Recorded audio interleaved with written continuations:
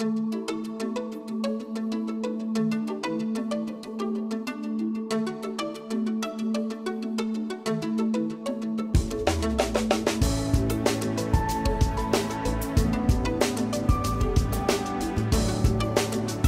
of Northglenn, Channel 8, keeping you informed of events in your community.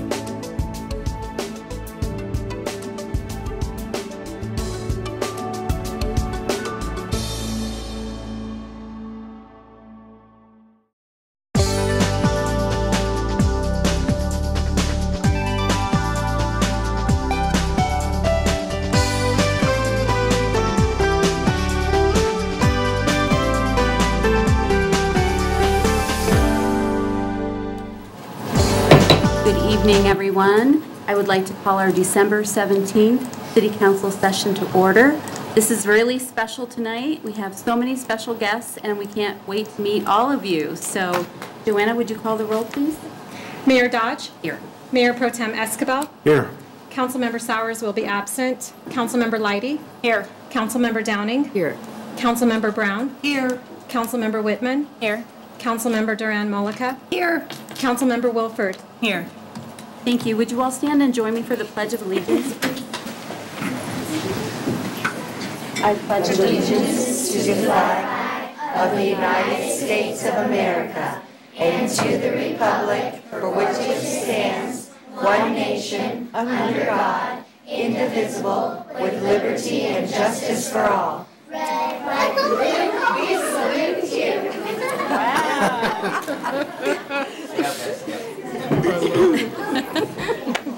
I think that was the most fun Pledge of Allegiance we ever had. You guys sounded great. Thank you so much.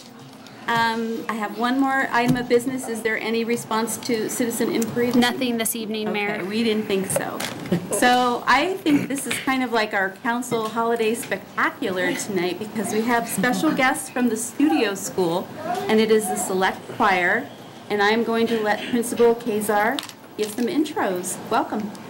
Thank you, Madam Mayor Carol Dodge. Thank you to the council for having us tonight. It's a joy to see you. I'm so proud to introduce our select singers from the studio school. Yay!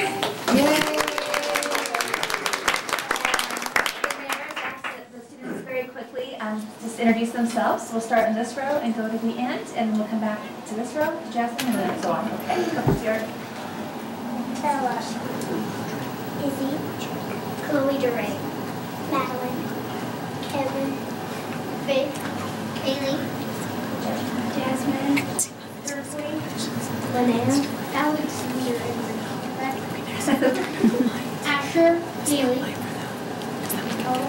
Amanda, Amanda, Sky, Aspen, Carly, Chris. Thank you. So all these students go to the studio school. The studio school is the arts magnet school for Adams 12. It's where creative minds develop critical thinking, and the students thrive in the arts. And so we're so glad to be here. And I'm so proud to introduce to you our wonderful music director, Mr. James Irwin.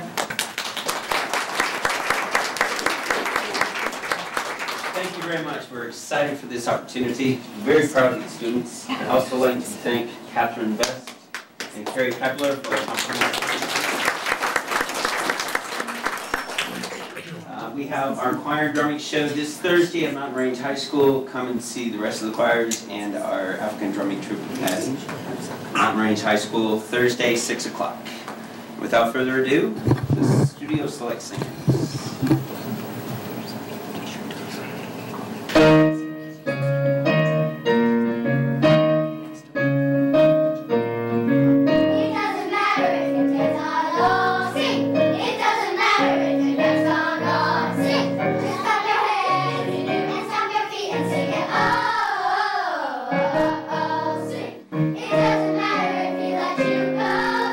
It doesn't matter if he hurt you so.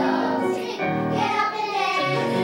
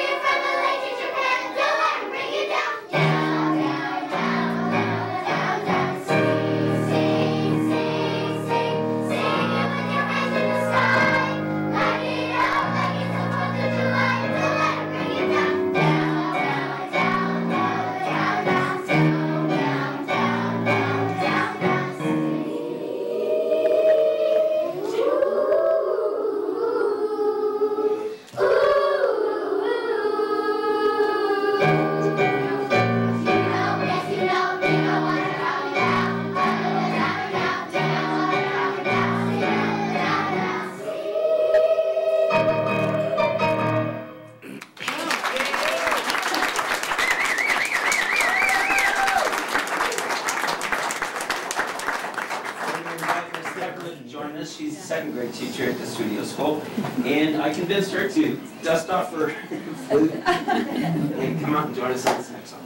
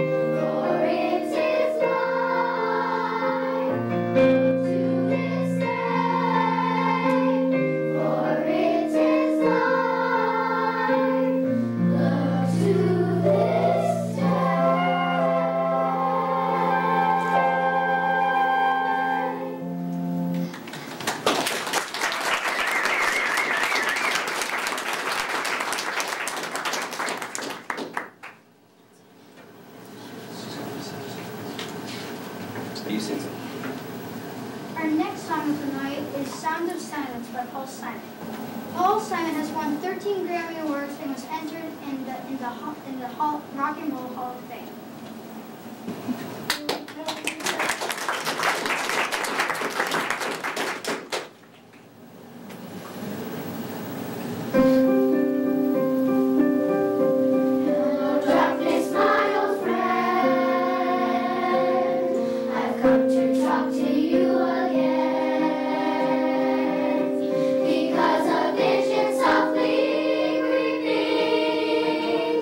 Left its seeds while I was sleeping.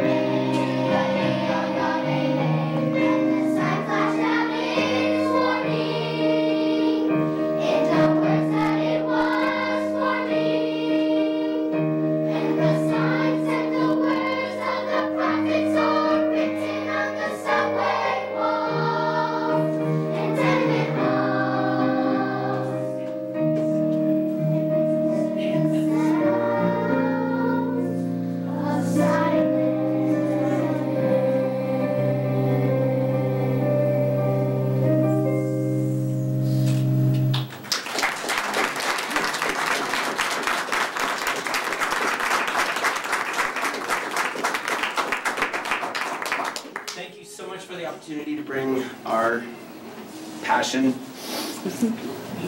We appreciate it. You have one more song? We said these guys talk because I can't do it. I'm so proud of them.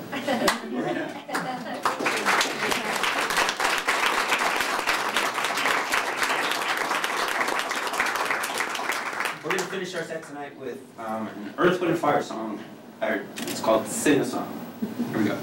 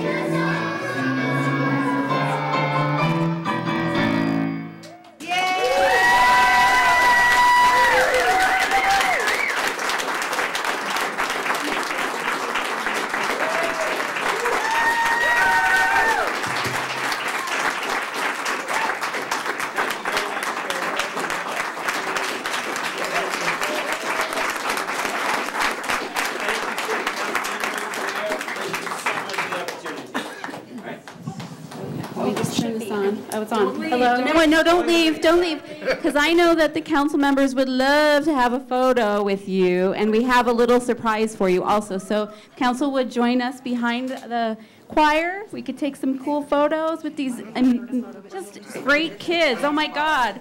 You guys think you're proud. I can't imagine how the parents and the teachers feel, because I feel proud that they're here. Awesome. All right.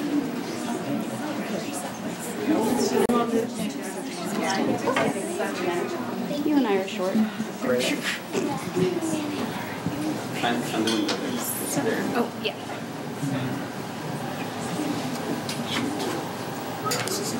Ready for you guys? And take 3 or 4 pictures. 1, 2, 3. That's the first of 3. 2 more. 1, 2, 3. Okay. Oh, you just have That's good. Hang on. There you go.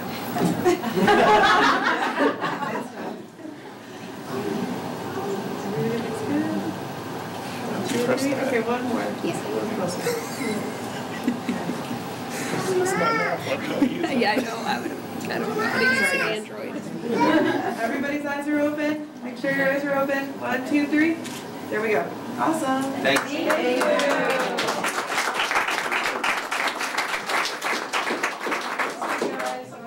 Okay, Studio School Select Choir, we just have a little thank you for all of you. You just want to come up and grab one before you leave. Thank you so much. Thank you. You guys were amazing. Thank you. You bet. Thank you. You're looking quite sexy today. Yeah. Love it. You guys were so fun. My hat for tomorrow is amazing. If you just want to, I don't know, maybe him first. I can't wait to wear it.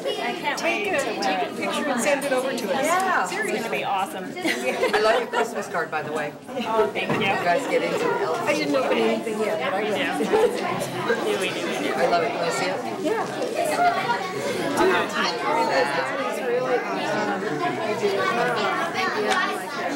No, that's all right. I think we're good. We ready? Guess I'm not.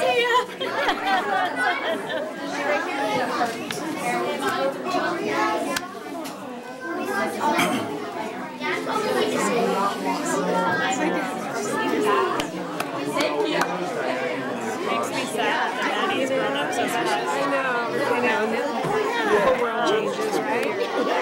I'll get back to normal over here. So I was like, she was in 3rd grade when she started. And she was so dark clear. Hey, how are you? Good job. Oh, hey, let's get a picture.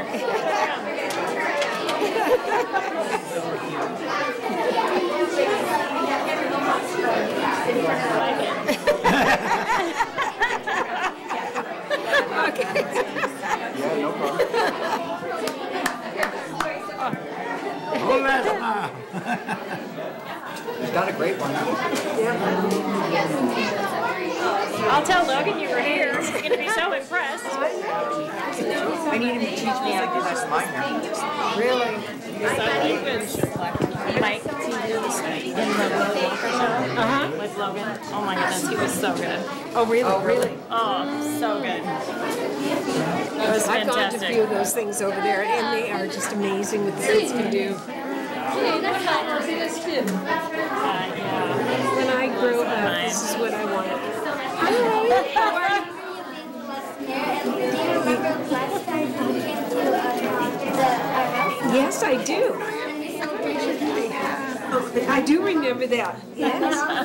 Oh, hi. I do remember. Here you are going. Where are you? Yeah, because we remember last year when the Habitat, they gave us a house here. Yes, I remember. She was here, it's not where she. Yeah, here I am. It's so good. Thank you for coming. It's just wonderful. That we did Habitat for Oh, Humanity. I just love it. Thank you. Okay, come back.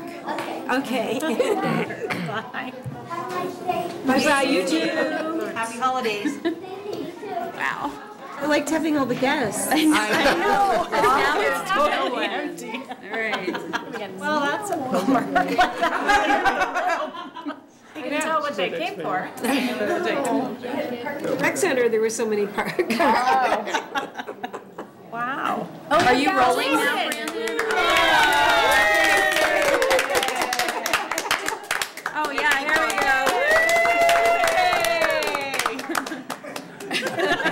For Team Northglenn. For joining us. Do you sing? Do you sing? Oh, no. That sounded like a good baritone. It really did. We want entertainment now. You're going, okay. All right. So we're still rolling after that. That's okay. But that was amazing, and I just feel so privileged that we got to get them here. Short notice, they had like a week's notice, and they did it anyway, and we won't do that again. But if you didn't forget about your troubles for a little while they were singing, I don't think I can help you, because that was amazing. Yep, So yep. thank you so much, Studio School. I don't know who I'm yelling to. You guys. All right, so where are we? We are at agenda additions and deletions. Any from council? No. Public invited to be heard. There is no public now. We will move to Legislative Policy Committee update. Thank you, Mayor. We have a couple of items tonight. First, we're asking council to mark your calendar February 4th. It is a Monday evening. We, I believe, are scheduled for a study session, and we're able to connect with both Representative-elect Kyle Mollica as well as Senator-elect Faith Winter, and both are available to join us for dinner. And so we are working with staff right now to tack on a study session to a council meeting, so that way we can reserve that evening specifically for a legislative dinner. Secondly, the legislative policy guides are out, and they are beautiful. And so we brought one for everybody this evening, and they will be shared with all of our legislators at the upcoming session. Thank you. Thank you. Yeah. Stunning. So I already got a preview of this. It's really nice. Yes, yeah, I think they turned out really nicely. Kudos to staff for making it happen this year and really helping the legislative committee's vision for what this could look like come alive. Yeah. And that's all we have tonight, Mayor. Thank you. We will move to the consent agenda. Motion to approve. Second. Joanna, would you open the vote, please? The vote is open. Thank you. Please vote.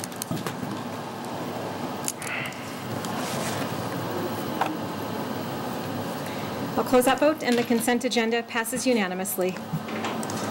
Okay, we have 2 public hearings this evening. Do I need to go through this if there's no one here, Corey? The public hearing?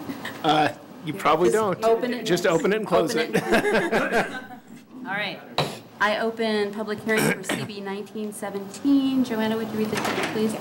A bill for a special ordinance amending the 2018 budget, recognizing revenues and appropriating expenditures by supplemental appropriation for the payment of the costs and expenses of the municipal government, agencies, and offices of the City of Northglenn, Colorado for the fiscal year beginning January 1, 2018.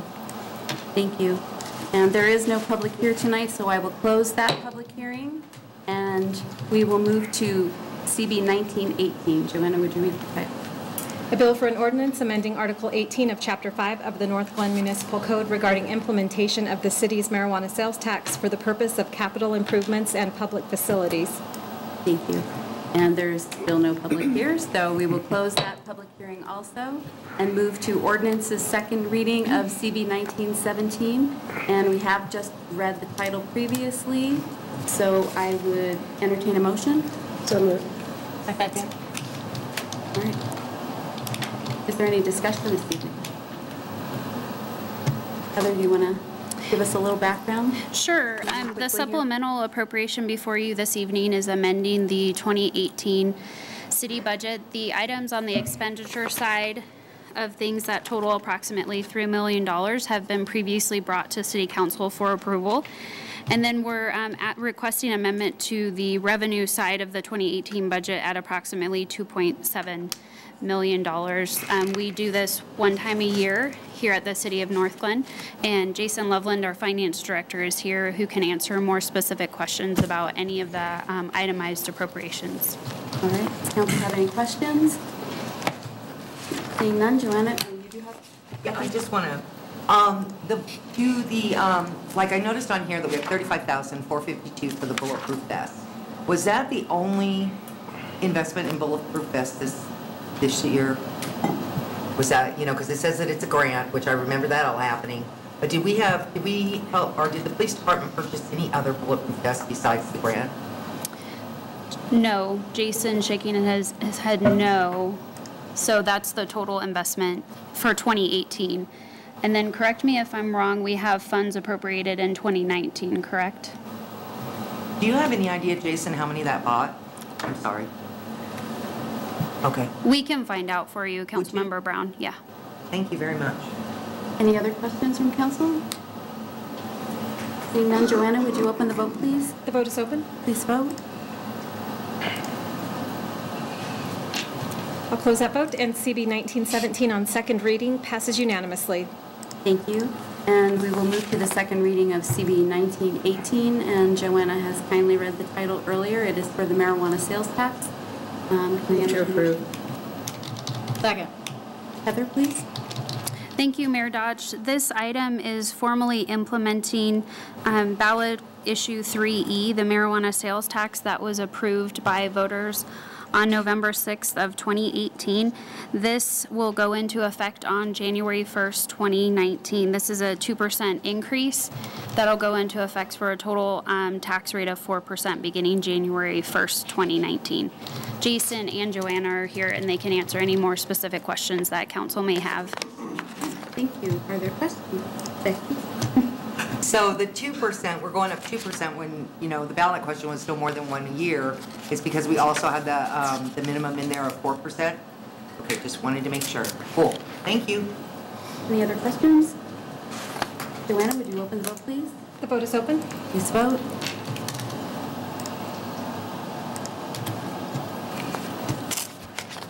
I'll close that vote, and CB 1918 on second reading passes with 1 no vote cast by Councilmember Whitman.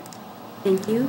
We will move to resolutions this evening and begin with CR 172. Joanna would read the title. A resolution approving an agreement between the City of Northglenn and T&M Construction LLC for the construction of the 112th Avenue Corridor Improvements Project. Thank you, Heather. Thank you, Mayor Dodge. Kent Kisselman, our Director of Public Works, is here this evening. I'm going to turn it over him to provide an overview of this item. You have to sing if you come up, sir. Yeah, totally. Good evening, Mayor and Council. And I suggest Santa Claus is coming to town. Pardon me? That won't happen. I wore a nice tie. I like it. Okay. That's as festive as I'm going to Holiday approved. Yes, thanks. You're off the hook. Yes, so we're really excited to get this project going. We've completed the design now, and so we're on to hiring the contractor. These improvements will include the additional signal replacement at York and 112th, and the additional signal at Fox Run Parkway, along with some trail improvements and auxiliary lane on 112th. This will be going at the same time or similar with the project that's going on with Thornton, and we're coordinating with them to find out when their contractor is going to start, and after we hopefully get approval, then we'll be able to negotiate and find out what our schedule is. But we will be issuing the notice to proceed as soon as we get it. That doesn't necessarily mean they'll begin construction because there's a long lead time on the signals themselves. But winter work, they can get out there and put the caissons in and do the underground under the road. But we'll be back at a later date to provide you an updated schedule. So that's what I have for this. Do you have an estimated time frame? It'll probably be spring.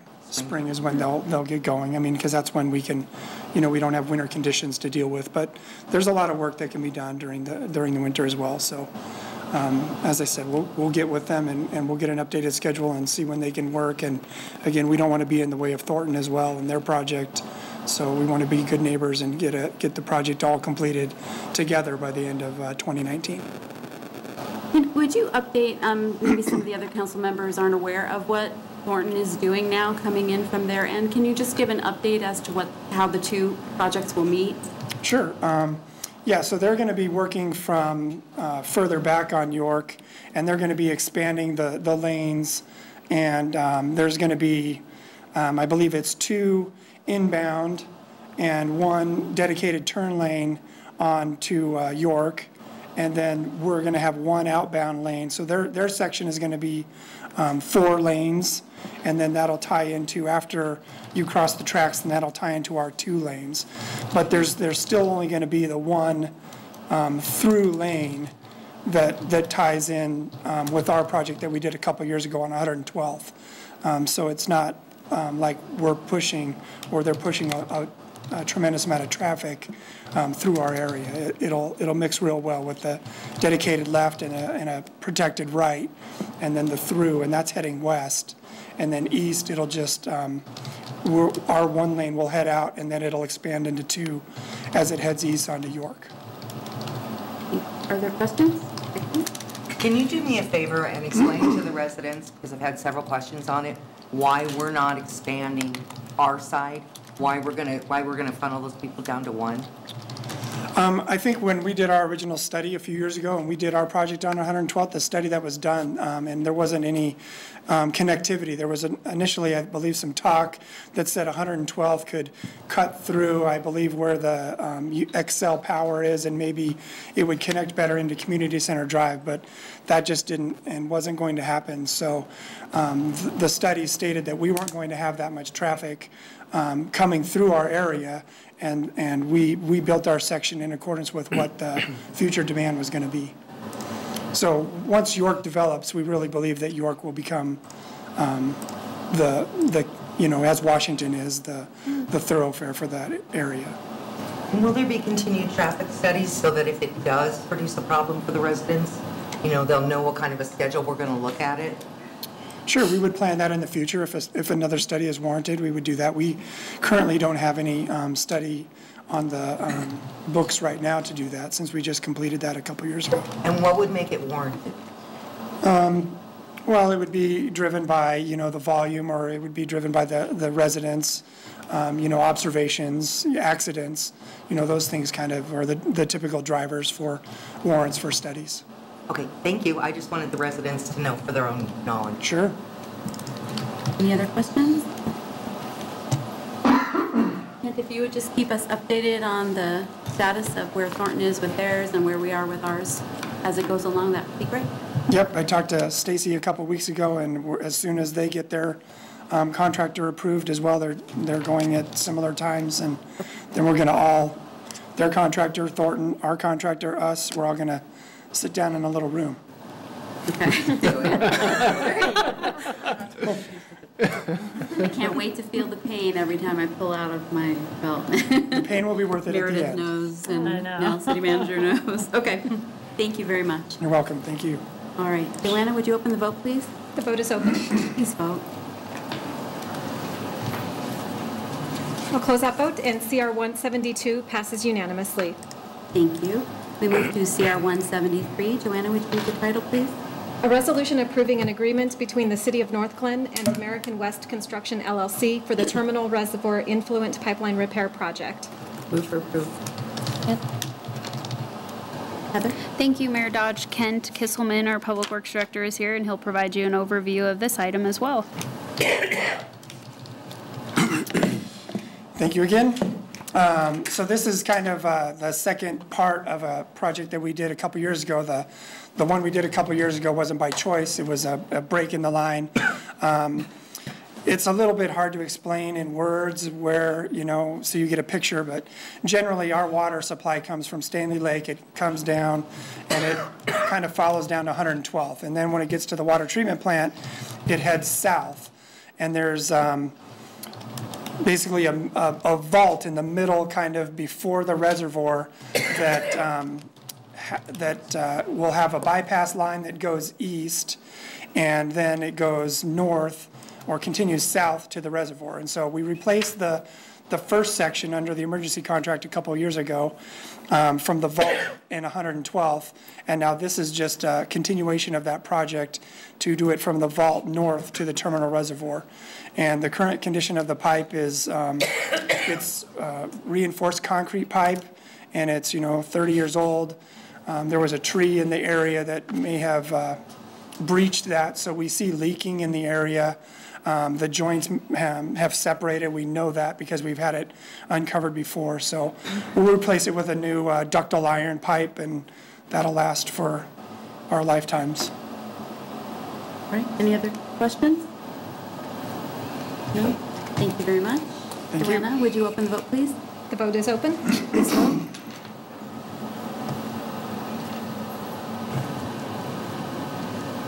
I'll close that vote, and CR 173 passes unanimously. Thank you. And we move to CR 174. Joanna, please. A resolution approving the professional services agreement between the City of Northglenn and FEI Engineers Incorporated for design services for the Bunker Hill Lift Station project. Heather or Ken? Thank you, Mayor Dodge. I'll turn it over to Ken.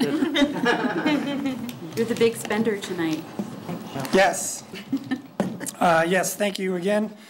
So this is as part of the Carl's Farm project, and this will be the first kind of thing that we get going with that. So I guess based on what they're proposing to do, the Bunker Hill lift station that's just outside of the maintenance and operations facility would be over capacity with what's being proposed. So it was negotiated what their percentage of increase would be. If we did nothing, if there was no development, the lift station would be fine. But since they're coming in and doing their development, their share of that portion of the design is 72%. So there's a bunch of numbers that are associated with that, but that's what it comes out to be. 28% is ours, 72% is theirs, and this is the design portion of that phase. So we hope to get the design going, and then very shortly after the design, get a contractor going. I think Brooke is currently working on the next negotiation document that will be similar for the construction, and I don't believe that the distribution will change on that. But this will be a brand new lift station. It will no longer be located in where it's at, which is on Claude Court, right outside of M&O. We'll have to do it on, it'll be a little bit west of those apartments, down between the apartments and the maintenance facility by Brantner Gulch, but it will not be on the Carl's Farm property. It'll be located on our property. Thank you. Are there questions? Julie? I have a question about this. So with the Carl's Farm development, since it's not really determined what that's going to be, how did you guys come up with estimates of what this lift station needs to be? They provided their max build-out of what all their units would be, the commercial, the retail, the residential, the multifamily, and gave us all those maximum calculations because we weren't going to do anything less than the max. So that's what they provided us. Their engineer did their sanitary sewer, and we had it verified by our consultant, and that's how we came up with the number. Thank you. Any other questions? Do you anticipate all of this happening this year? Yeah, it's a process, so it'll have to go through the Colorado Department of Public Health. But they're going to begin design and then begin the application. Kind of put a, did we put a schedule on here? Yeah, so just kind of it's a long schedule, but just, kind of Q1 design, report submittal. They'll be submitting this to the regulatory agency. We'll get 60% design in Q2. 95% design in Q3, and finish construction and start up in the second quarter of 2020, and then close out the project next in 2020, Q3. But the permitting process alone is probably a year. I just a real quick one, I promise. So the property's been sold, right? No? Okay, so we've had a couple things go on at Carl's Farm where people thought that they wanted to, develop that area or whatever. Are we jumping the gun and going too soon at putting all this money into it before we have a firm commitment on the property and what's going to happen on that property? Because that's, to me, what if it all falls through again? Right, and I think we're trying to run parallel with them, because if they begin to build and we haven't started this process, then whatever they build, they can't use. Because there's no capacity for them to, I think they can use like 120 units or something like that. I'd have to get the numbers, and I can certainly provide that. But there's a restricted number that's left in the lift station for max capacity, and after that, they wouldn't be able to build anymore. So if they build, for example, a multifamily building with, 300 residents, then a third of those could only be used, and 2/3 would be unused, waiting for us to build the lift station. But should we be appropriating this funding out before the property is sold? I think is my main concern. Because they don't have ownership of the property.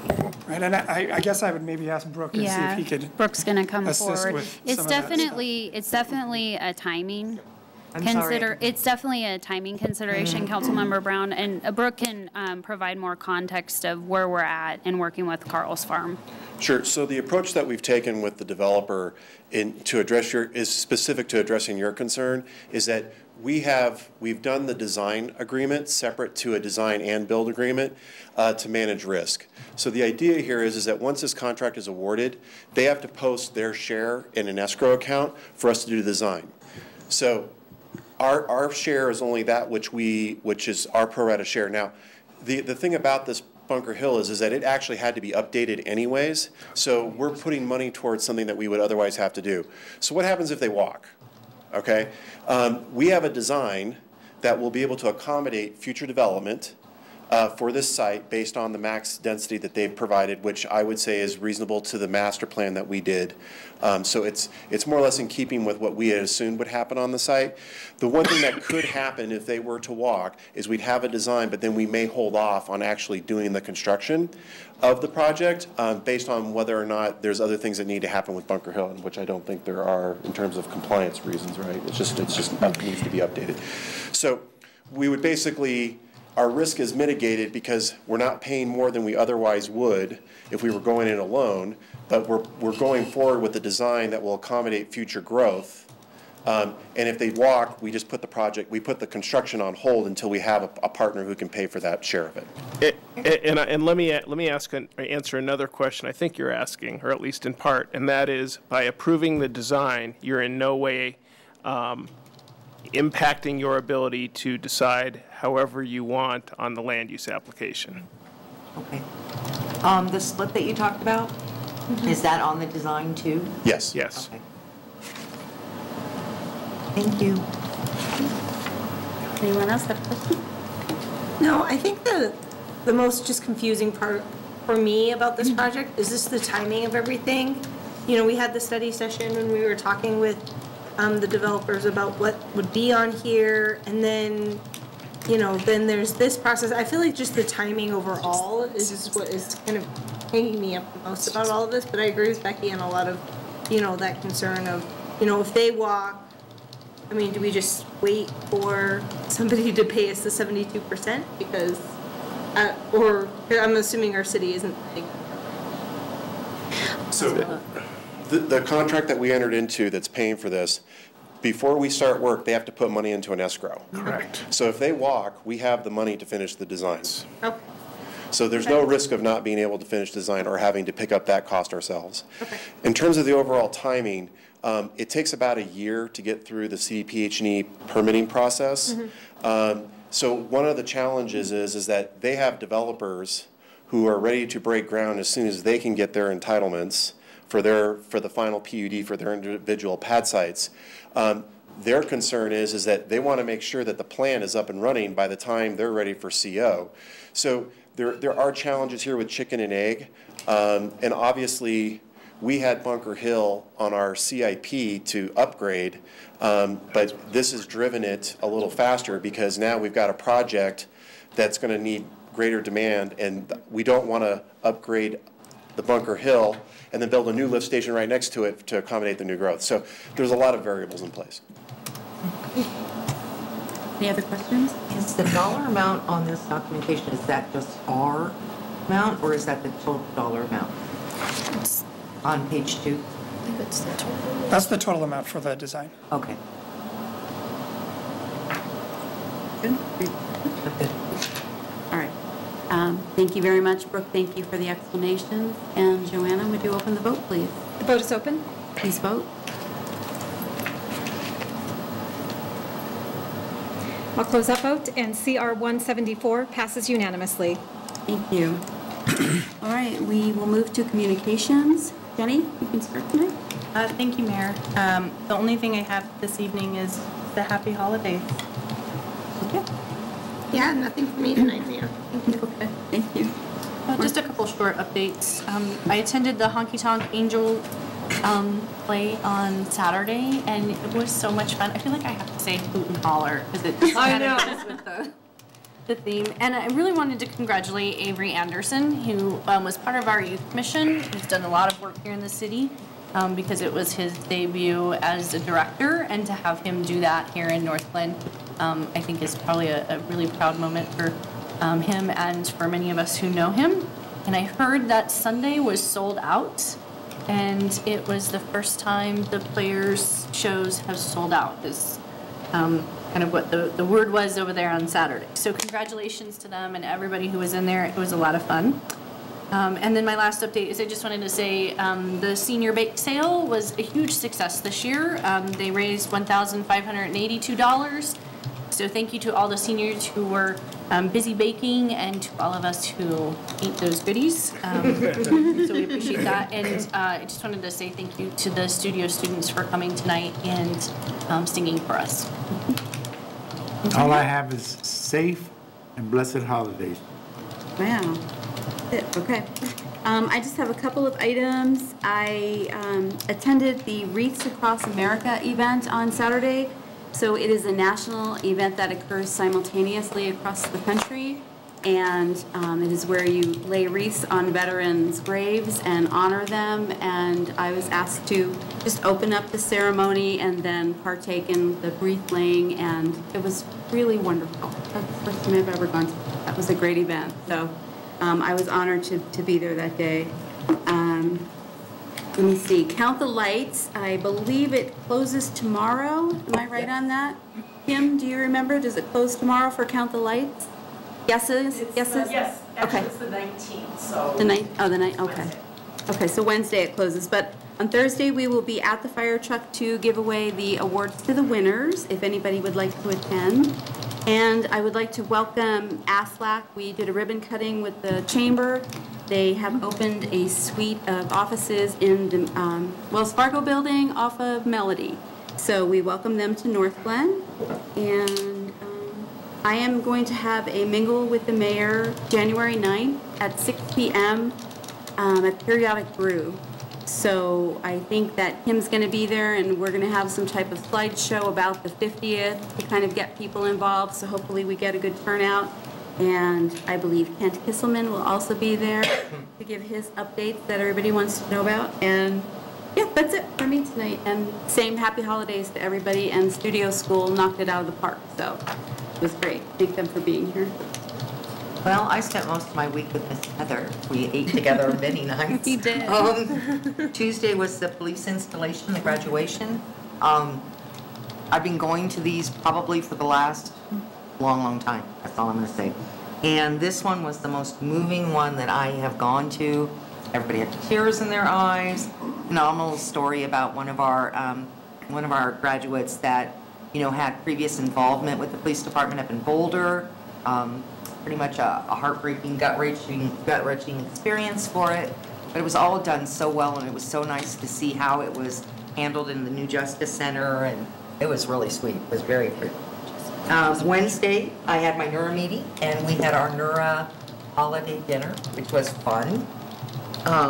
Getting all of us into a restaurant is quite comical as it is, because we're quite a group of characters. But that was great. I think you've all seen the email in your emails about the courts that will be opening, or will be breaking ground on soon. NURA played a really big part in that, so I'm very happy. Thursday, I watched TV. Friday night was the CPAN Christmas party, and it was well attended. It's always a great experience. I'd like to thank the Northglenn Police Department for the ones that came out, participated in the White Elephant Exchange. I did not get the chilies again this year, but Antonio, if they're really nice, I'll tell you who got them, so you stay away from them next year. But that was really good. And then Sunday, I saw Honky Tonk Angels, and I want to scream out, "Go UT!" So I get you, and it was sold out. It was a packed house. It was a great time. Just phenomenal. Put me in the mood to be either Minnie Pearl or Christmas, one of the two. I'm not really quite sure which. But I had a really busy week. Got another one coming this week. That's all I have, my love. What about your hubby? Didn't he do something? My hubby. I had the privilege of watching my husband be installed as the president of CPAN. So he is back into that. He's always been on the board or on the president or whatever. But he just was elected again, so he is the president of CPAN, and we're really going to start looking in CPAN about bringing in some of the younger people here in the Northglenn area. I think it's really important that we start at a younger base, an age base. I'm not saying like 8 years old, but you know, a younger base, and start bringing in that new blood that can revigorate and get everything going really smoothly. So they'll be working on some of that stuff this next year. If you don't know who they are, it's Citizens Police Academy. It's the Alumni Association. Thank you. Great organization, great group of people. They volunteer throughout all of our events. They shuttle the police cars back and forth for repair. They are just a phenomenal group of people who could really use some more help. All right. I know. I can't do it. I cannot beat you no matter what, you know. Had a busy week. Wait till next time. I know. Just Merry Christmas and Happy Holidays to everyone, you know, and then us, as well as the studio school, knocked it out of the park. Great, great group and wonderful school. So that's it. I don't have much either, but I propose that we always have performances. All the December, especially that, and all the time would be great. It brings in a crowd, which is lovely. But yeah, that was fantastic. So the Pledge of Allegiance. My heart. I know. It was so awesome. Yeah. I know. My heart's in the studio, so I love it. Real quick, Carol, if I could say something. If you guys are really excited and you want more studio singing, the choirs, all the choirs are performing on Thursday at Mount Bank High School. Oh, that's right. The drumming, the African drumming is also. Yes, the drummers are going to be there too. They're phenomenal. So I'm really looking forward to it. Okay. Good advertising for the schools. Joanna? I do have one item tonight. Wanted to let council know that staff is participating in the Sock It to 'em sock campaign. So we will be collecting donations of new socks in a box that's located right outside of the city clerk's office. Last year, between city staff, the public who come in, and then our Passport residents, we collected 329 pairs of socks. So we definitely want to exceed that number this year. We will be collecting donations through the end of the year, and the socks are donated to the Point in Time survey so that they can be distributed to folks in need that way. So just wanted to put that out there in case anyone's interested. Great, thank you. Heather? And thank you, Mayor Dodge.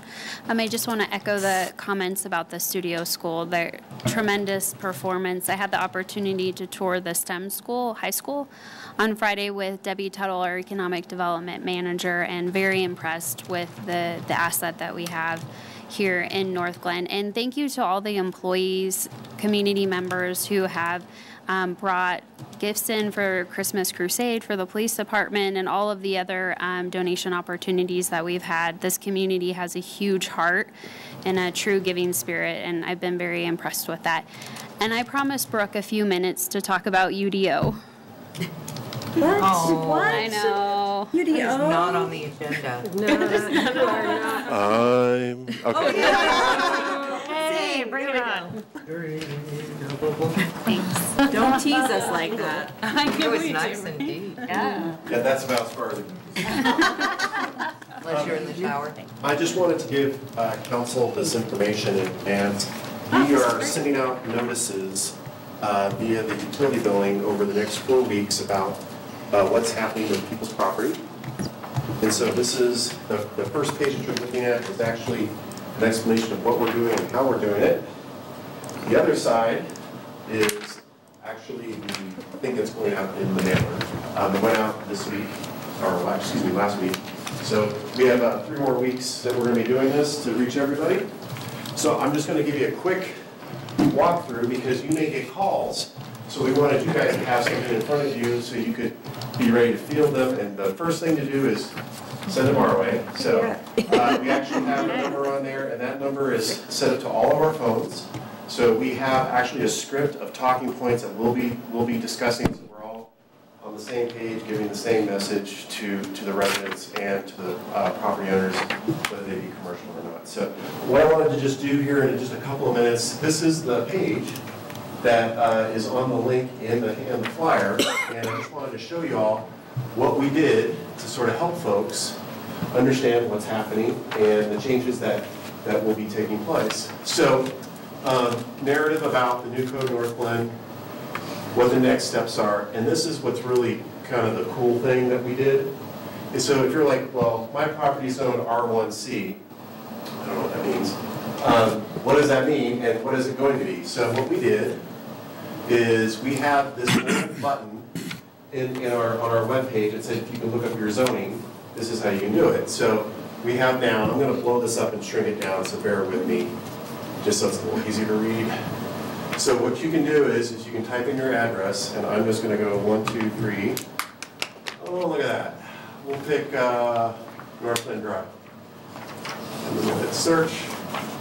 And what comes up is it tells you your current zoning, R1C, your proposed zoning, RS2, and then it's going to show you the proposed zoning and the old zoning. Now, because we're zoomed in, they're stacked on top of each other, but on your normal web page,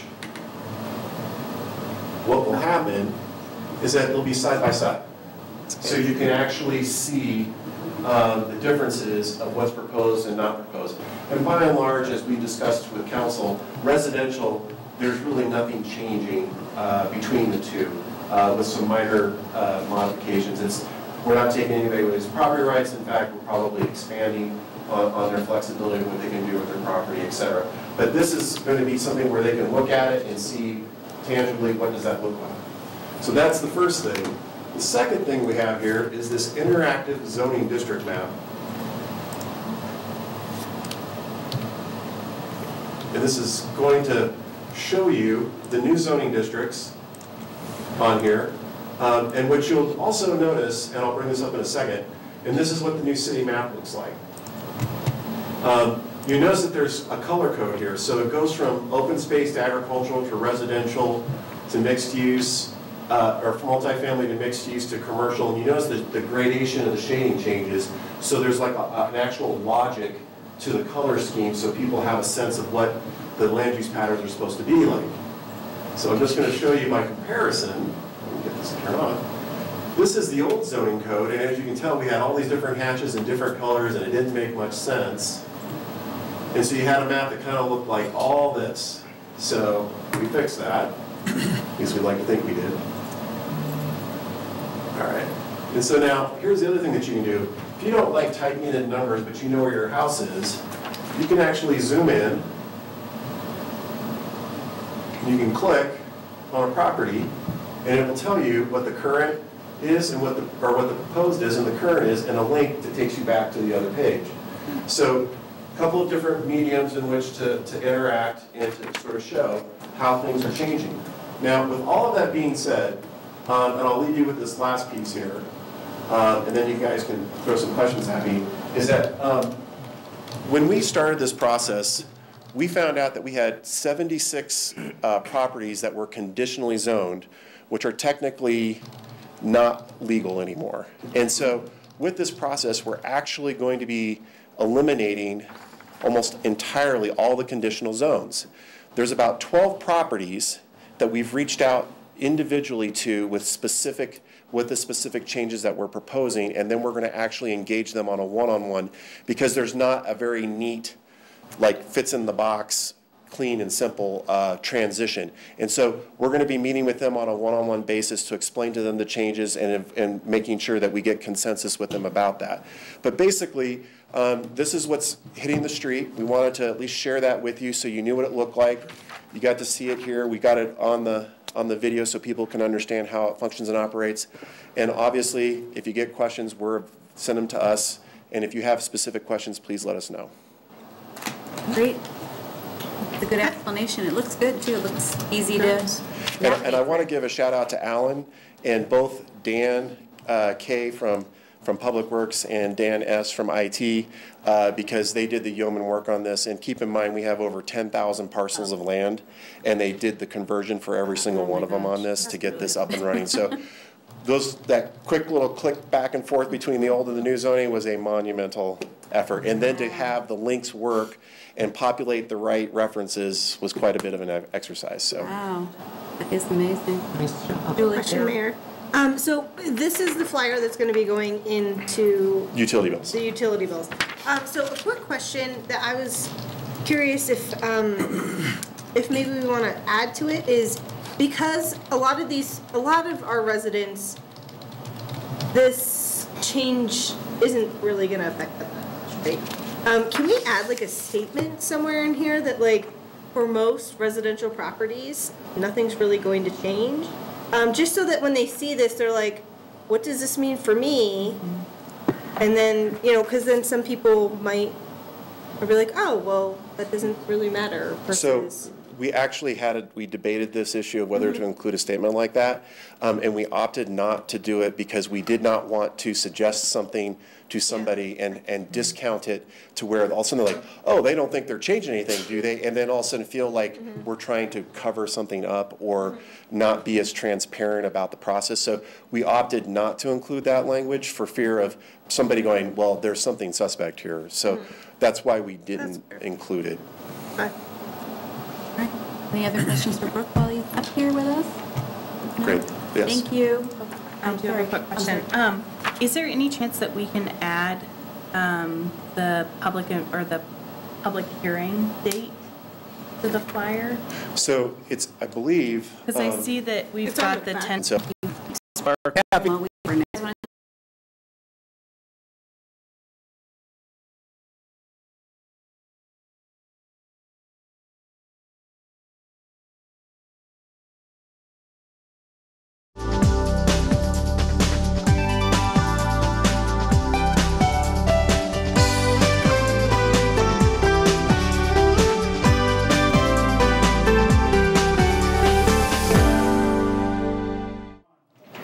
Thank you, and welcome to our City Council study session on December 17.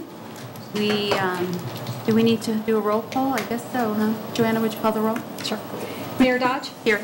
Mayor Pro Tem Escobar? Here. Councilmember Sowers is absent. Councilmember Leidy? Here. Councilmember Downing? Here. Councilmember Brown? Here. Councilmember Whitman? Here. Councilmember Duran-Mullica? Here. Councilmember Wilford? Here. All right, thank you. Kim, it looks like you're on all evening for this, right? So the first item you're going to present is the proposed 50th anniversary logo and seal. But before she presents, I think that the new rules should go into effect that we must have a Christmas carol. A Christmas carol? I must sing a Christmas carol? Oh, boy. I think you'd like my singing. Because Brooke didn't sing one. So earlier you heard the Kent show, and now we've changed channels, and it's kind of the Kim show for a few more minutes. So, okay, well, let's get started then with the logo. In early November, I had presented a version of proposed 50th anniversary logo, and Council had some feedback on that. Again, just to kind of recap, the thought behind the logo was we would use it for activities and items related to the 50th celebration. We would use it on print materials such as newsletters, articles in the Sentinel, literature advertisements, and then also on the website and social media in digital form. In addition, we've created a city seal that would be used for all legal and ceremonial uses, proclamations, agreements, contracts, and certifications. So we'll get started here. Council had provided some feedback on the last version, asking that we can use our existing logo, but add an embellishment that would highlight our 50 years. Also, Council would like to see the logo sized appropriately for promotional uses. So here is what we're proposing. As you can tell, it maintains the integrity of our city logo. We've added a banner underneath with 50 years and the dates. A few more versions to show you. On the left is how the logo would render in black and white. And on the right, this might warrant a little bit of explanation. The first logo has kind of a sheen, a little bit of gradation to kind of make the ribbon come to life. That is how that would render digitally. So this is how it would render if we were to print the logo on materials, on apparel, and so forth. That banner would be solid. And then on the bottom, it's kind of small, but that is how the logo would look, a little bit smaller. Next is, again, maintaining our existing logo. Here's how the logo would look in more of a horizontal format if we were to put it on promotion materials or promo items that would be horizontal. Again, how it would render small, and then how it would render in black only. Here's an example of how it would look on a t-shirt. So that's a square formatted logo. Again, mirroring how we currently have a square logo for the city. How it would look printed small in a pen, and then how it would look digitally on the website. Does anybody have any feedback or questions? I really like it, Kim. I think that it's a huge improvement over what we looked at before. So for me, I don't have any complaints at all this time. I really like it. Wonderful. I think that simple is better. And I do agree that keeping it's similar to the existing logo really gives us a nice consistent look. It won't fight with other logos, other event logos. We could update letterhead digitally and have people printed on letterhead. Anyone else want to chime in? Meredith? I think it looks great, and I love this presentation because you have all the different renditions of it, including what it looks like on products. That really helps. So this is great. It looks nice. Great, thank you. All right. Anyone else? I think it's straightforward, and I mean, I like it. Good job. You're our marketing person. Yeah. What do you think? No, I think it's good. I wanted to see it with the logo, keeping the branding. I think that was so important. So I'm glad council chimed in and agreed that that was critical. So I'm agreed. Simple. Looks good on the pen. Thanks for showing that. Yep. Wonderful. Thank you. And I like it too. So. Fantastic. I think you're getting the seal of approval. So we pretty much have Basically. consensus on the logo and ready to move forward? Okay, wonderful. And here is how the logo would look on our city seal. So to the left is how it would look on the embossed stamp, and on the right is how it would look on the gold foiled sticker. Which is basically nothing different than it does now. I'm sorry, I haven't looked at the seal. The current seal is not really, maybe Joanna can speak to this. The current seal is not very embellished. It doesn't really have a banner. It's very simple. Pretty simple, just pretty much words, text. So this is a little bit more celebratory for the next year. Yeah, so adding the logo makes it pop more, It and does. then the twisty ribbon piece gives it more of a celebratory feel, as Kim was indicating. Okay. Looks good. Thank you, Kim. Okay. Yeah. Kim, I just wanted to say thank you for hearing our feedback and going back and giving us another option to look at. I think it's really clean. Absolutely. Thank you. All right. So for the next portion, back in September, I had proposed our plans for the 50th, highlighting some activities that we would do kind of generally throughout the year, and then going through January through December. So this may look familiar, however, we have some great updates and we've made some progress as a committee, so I'd like to run those past you tonight. And of course, I would love consensus and additional ideas and feedback on our plans. First, I'd like to highlight who the core committee members are. So we have John, Summer, and myself representing communications. We have the members of our events and community engagement team. We have Michael representing arts and culture and parks and recreation. Tracy Bolds, Public Works, who's just super organized and good at scanning and organizing. And then Ashley Cotty from Planning, who also represents our HEAL and our wellness committees. Now that said, we are welcoming participation from council and from the public and from other city staff if they'd like to participate based upon their needs and their interests. So a couple of things I really could use some more help with is helping with history. We're currently collecting memorabilia, and we're planning an exhibit down here, and that would be wonderful to have a little bit more help with that. And events. Some of our events are pretty much planned and date set. Others need a little bit more help in fleshing out. So I'm sure there's other opportunities for participation as well, but those are the ones that really stand out today. So we began community engagement with our community members. We announced in Connection that we were looking for memorabilia, photos, and so forth. We've collected some kind of cool things so far. I listed 6 of them out. The literature for the Pearl Mac homes, back when the houses were $12,000. We all loved that. There was a 1965 story in the Post. Somebody gave us an original map of the city. It's all yellowed and mounted on cardboard, and it was distributed by a bank back in the day. And that's when Northglenn was 2 words, kind of cool.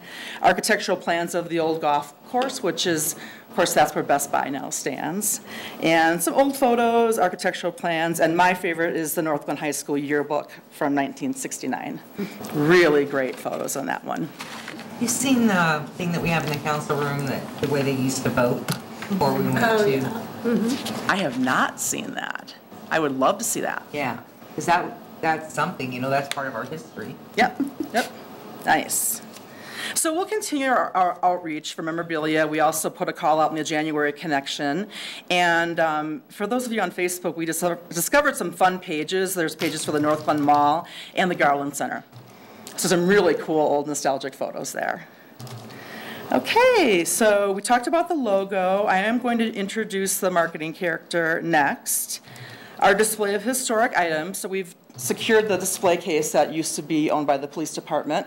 We'll start populating that with nostalgic items. In addition, we'd like to hang old photos and architectural renderings along the hallways down here. And in the little space that we have down the hallways, we'll do a little walking exhibit timeline. The tunnel mural, that has started. That is the mural that extends underneath I-25 from the Wagon Road Park and Ride to City Hall. The committee has chosen an artist for that. The police challenge coins, they printed 500 of them, so 200 have been sold so far. So we'll continue to sell those next year to raise money for a commemorative badge for them. The legacy plaques, we're still exploring that activity, but we're looking into providing these, either selling them or giving them to longtime residents. So that's still in progress. The retired street signs, we have made some progress there. We have volunteers from CPAN and the Community Foundation that are leading the project. I believe all the signs in Fox Run have been replaced in 2018, and it's a plan that will go through 2021 to remove and replace the rest of them. So we do have a committee that's working hard to put that together, create a plan either for donations or for selling the signs. And Public Works was wonderful in providing us a map of every single sign in the whole city. So, Kim, clarifying question. So this was a hot topic a little while ago. I have a vested interest in 2 of these signs, but your kids' names, right? Yes, yes. I need Madison and Logan. But what is this process? And so the last time we had a discussion about it, we were told that they got completely destroyed as they were being taken down because they were impossible to remove, and that they were already recycled and filmed. So once we had the meeting, we actually stopped. I say we, but the maintenance workers stopped taking them down, handled them with care, and now they are being stored. Okay, and then how will we know when the bidding starts? Like, I don't know how this is going to work. I did reach out today to the committee, and I'm still waiting for a response, but we will have a plan, we'll have a website, and we'll have, as they're retired, we'll offer them. And we're thinking of a small, not a very, maybe $20, $25. People could even donate and not get a sign if they wanted just to donate to the cause, and then the money would go toward a city program. No, I did suggest that certain streets carry a higher price tag, okay, like High Street should be for $420. Okay. Just my suggestion. And feel free, you could bid higher if you want than the $25. And I just quickly interject that Joe Brown has been kind enough to help do the inventory and organize signs, and so he's part of the committee that Kim's referring to. And so once more details are solidified, it'll get pushed out, and we're planning to have a link on our website where you can hopefully have an interactive map is what we're talking about, to where you can pick and then make payment and do all of that sort of thing dynamically via the city website. I'm glad it didn't get dropped. Marcy's working on the website. No, you're not. Not like that. Oh, yeah. Yeah, we'll do the GIS piece of it. That's the commitment we made via Rob, so sorry if I misspoke, Marcy. Yeah, exciting project. And as you know, there was a lot of feedback on Facebook that people were interested in doing this. So I think we're excited that we're able to offer it and very grateful for our volunteers who are heading it up. So, okay, we'll move on. Let's see. Celebrating our diversity, we plan to make a proclamation and engage our diverse faith-based community. We'll invite in our local mosque to attend and have some kind of a recognition here at council chambers for our. Am I good? Yeah. Okay. Thank you. I'm just curious how this is different than what we've done traditionally in the past. Was there a proclamation in the past? I'm not aware. I feel like we regularly do proclamations, and so I'm just wondering, how can we really be intentional about celebrating diversity beyond the faith community? And so something to think about. Something to think about, yeah. Right here, sure. I think you're probably still fleshing out what this looks like. Some of this we're still kind of looking at how that's going to unfold, but definitely if you have ideas and would like to help in some way, we would love that. I appreciate that, and I think that other council members have had a lot of ideas over the years in terms of how to engage our very rich community, because, we there are more than just, there's a very large community here with lots of identities that I think that we should try and do a better job of figuring out how we represent and engage. And this could, of course, go beyond faith-based and just diversity in general, so. Great. Maybe we can kick off an official inclusivity commission. Can I piggyback on that a little bit? So just skimming, there is a lot that we're just adding to events that we already had. And I see, I love what's happening for Women's History Month. Mm-hmm. And then I see that we have a powwow, and we've got some Cinco de Mayo stuff. I was just wondering about, since I've joined, and I am not Hispanic, but I've heard from the Hispanic residents and council members that are like, hey, this is a huge population here. Can we add that in? I don't see it overwhelmingly anywhere. And they have I just Googled it. There seems to be a month for everything, so. Yeah, that's true. Except for Women's History. There's something in May for, didn't we? Well, I see Cinco de Mayo, but that's. I think it would be awesome, like Councilmember Whitman was saying. I'm sorry, Wolford was saying, something to recognize our diversity, bringing in, like an event, maypole dance, like we used to when I was a kid, I'm sorry. But, things like that, so that we're bringing in the Polish community, the Hispanic community, everybody into an event doesn't necessarily, and I think I heard you correctly, it doesn't necessarily have to be faith-based. It has to be with our, our residents that live in here. Sure. And I think that there are some things that we might be able to do maybe with the STEM schools or something in creating a presentation or helping us expand on that idea. Okay, I like it. Well, I'll bring that back to the committee and we'll brainstorm on an event for more inclusion, diversity, both ethnically and faith-based, and we'll come up with a celebration. Do we have some data on what our breakdown is percentage-wise? Yes, on the inside. That's what I was just saying. We'll find it right here. They're 30% Hispanic? 32%. All right. So where did we leave off? Okay, so we created a hashtag, Northglenn50Proud, and we're encouraging participation in that. And then last week, a reporter from the Sentinel called me and liked the fact that we did a call out for photos and memorabilia and wanted to learn a little bit more about that.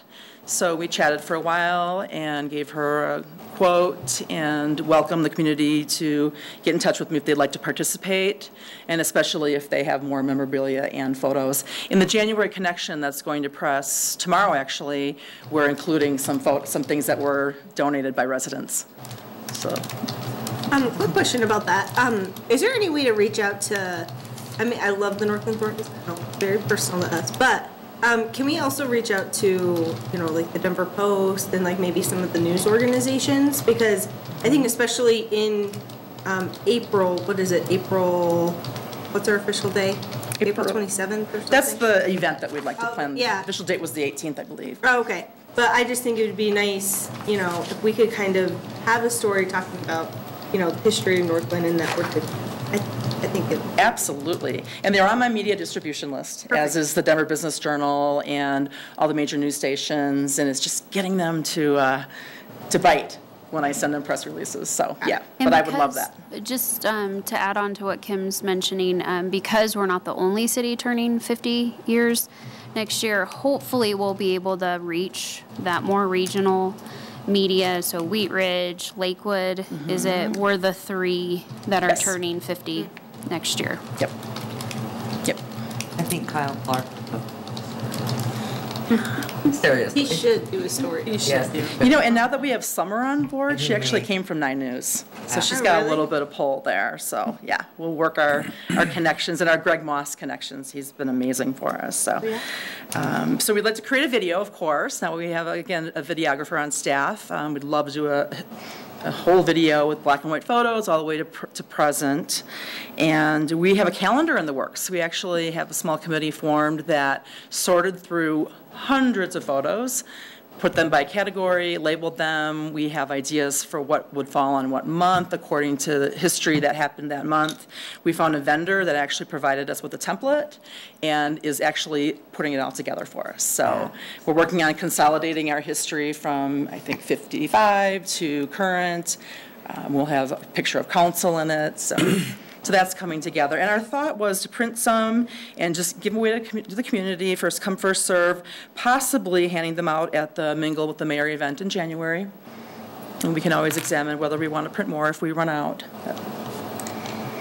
And the 50th anniversary light pole banners, we're working with facilities right now on making that happen, on what kind of hardware we would need to mount them. And the idea right now is community center drive, of course, and then looking at the feasibility and the cost to do more, to have more of them throughout the city. Okay, so I'll just go through the months quickly. I know it's getting kind of long, but January, of course, kicks off the year, unveiling the new logo, putting it in on print and digital media. Our Mingle with the Mayor event will be at Periodic Brewing, and that'll be kind of a fun special event. In February, we're inviting residents to send love letters to the city, what they love about us, Northglenn, and we'll share them on Facebook and Connection. And I'm very excited about March. We've secured Lieutenant General Laura Richardson, who's a Northglenn resident, former Northglenn High School student, and she's the highest ranking female in the U.S. Army. So she is coming at no charge to give a talk. So that'll be at the D.L. Parsons Theater, and we'll actually offer this to the public at no charge as well. So that's on March 4th. And April is our official month of incorporation. Also happens to be when Earth Day and Arbor Day are.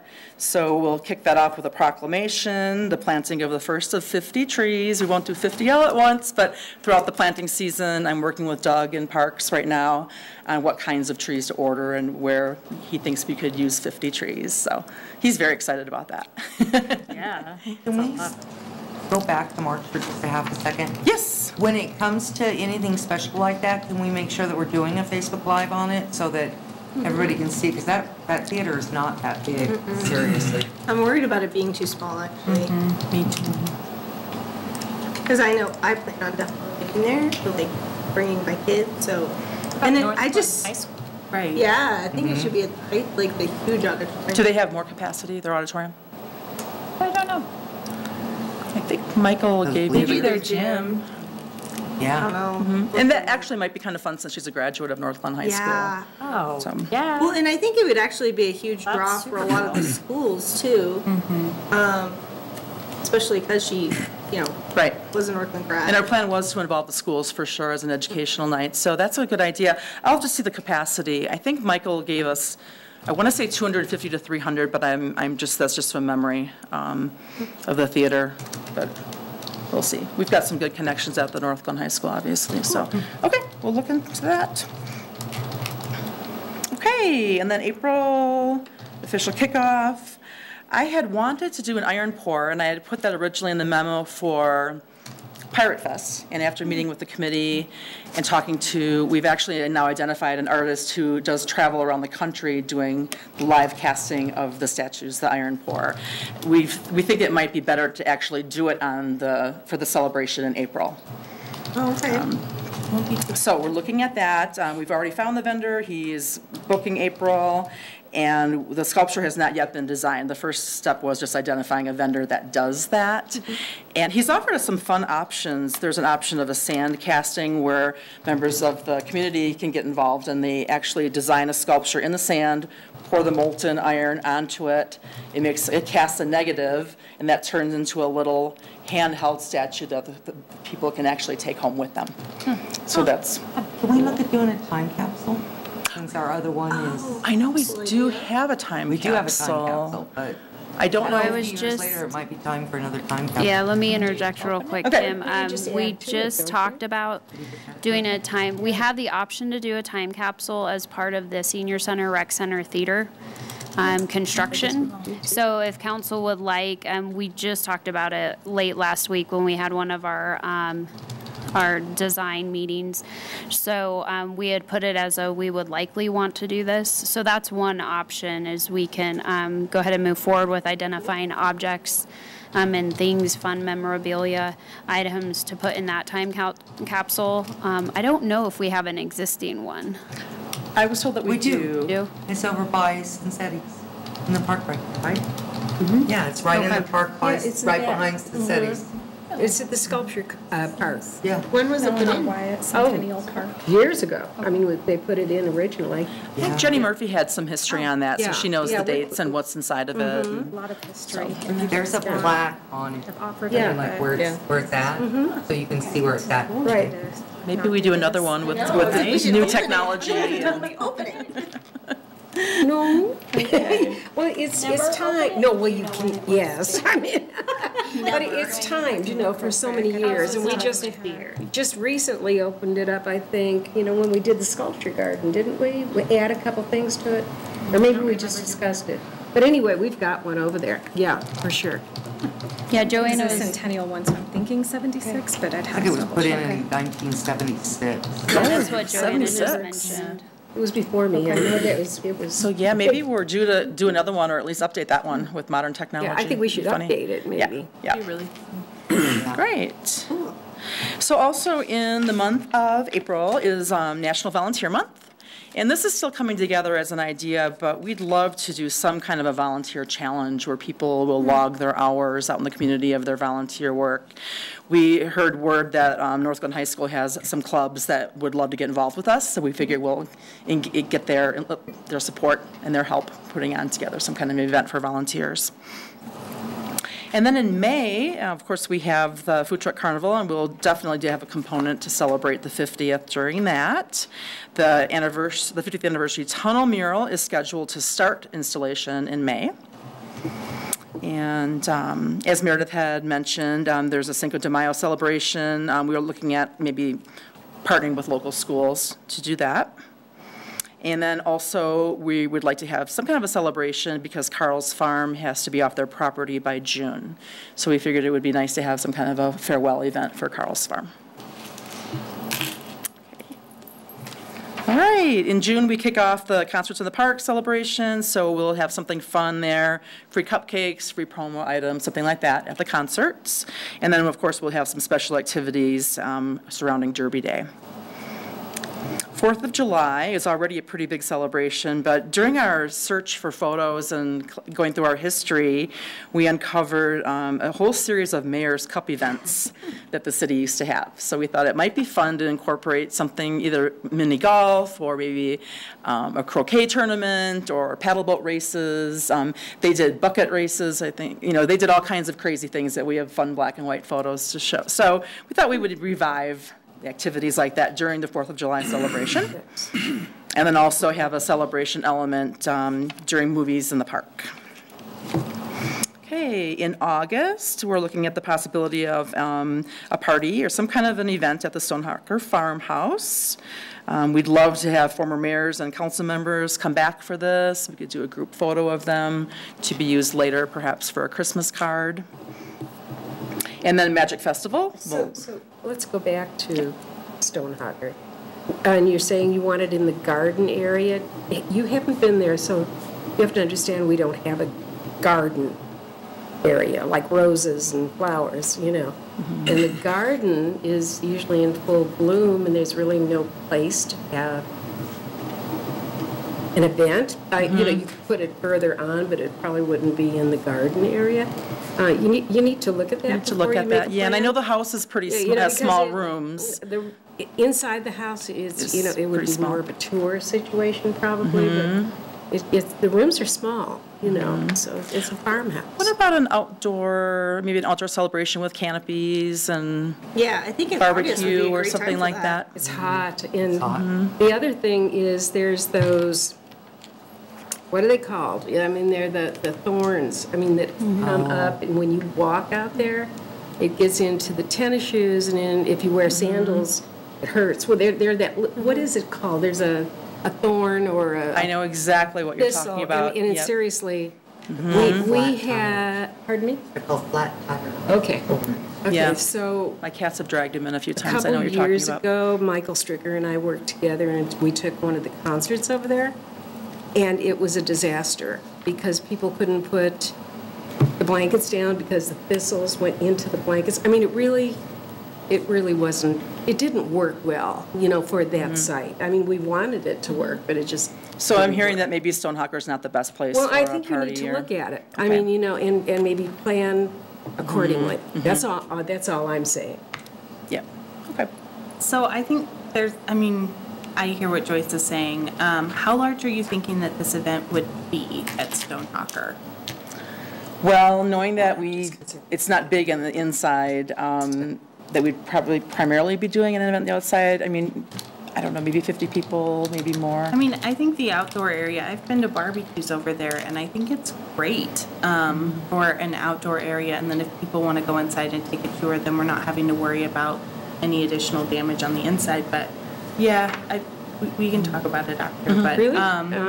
Yeah, because we had a wedding, and we had a wedding event over there. We've never had a barbecue over there. Well, I'll remind you of it later. But I hate the opportunity. I just hate the idea that we would miss the opportunity to be over there and celebrate So much of our history. I mean, there's so much there. It's a beautiful space, and I feel like the Historic Preservation Foundation has done such an exceptional job at making that space a gem that I hate not being able to show it I think off. she needs to look at it and plan accordingly, because there's a lot of downsides to it. I mean, it's a farm, you know, so I definitely like to open the house up and, you know, have different events over there, but we have to just adjust the plan a little bit. Why don't we look at that? and- Maybe Kim could come to one of our Historic Preservation Commission meetings, and we can talk about it with the commission and maybe brainstorm as a committee. And the commission is willing to do that. I mean, you know, it's just a matter of we need to take a look at all the options, you know. It's like, I just see things that I've experienced in the past.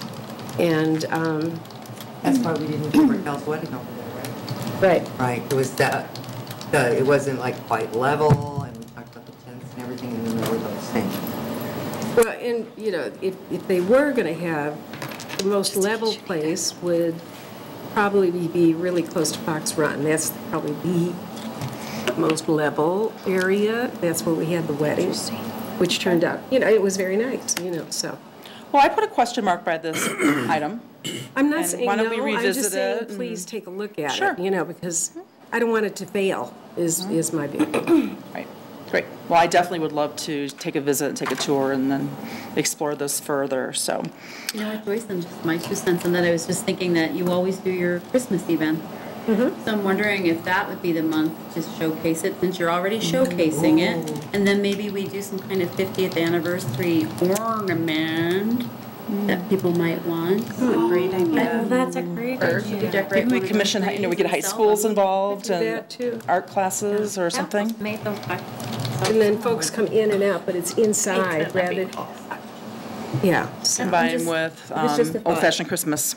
I love, okay. That's a great The idea, Carol. only problem is if it's snowing, you can't have that many people inside, they have to be outside. Well, people come and go. I mean, you know, this is a We can flow. figure it out. Yeah, I mean, this We'll is just figure it out. discussion, yeah. Great, I love it. Yeah, and we probably could use another activity for December, so that's great. All right, so Pirate Festival. Now that we pretty much think we would like to move the Iron Pour into April, we'll explore with the Pirate Festival event staff something fun to do, commemorative for Pirate Festival. Maybe we, I don't know, launch a ship or have a mermaid in the lagoon, something fun. We'll figure that out as we get a little bit closer. And I would love the opportunity to partner with the annual healing powwow also during September. So, and then I'm just kind of wondering what that looks like. Only because there's so much parking involved with, so I'm wondering what you're thinking. I mean, I'm sure everybody would be excited about doing something, you know, but I'm just wondering how that looks because when they come in, there's a lot of area that's taken over at the park. We'll have to figure out parking. I know. I mean, seriously, there's a lot of people that come to that anyway. It's such a beautiful celebration. It would be really nice to somehow be involved. Right. You know, so we'll have to think about the parking and.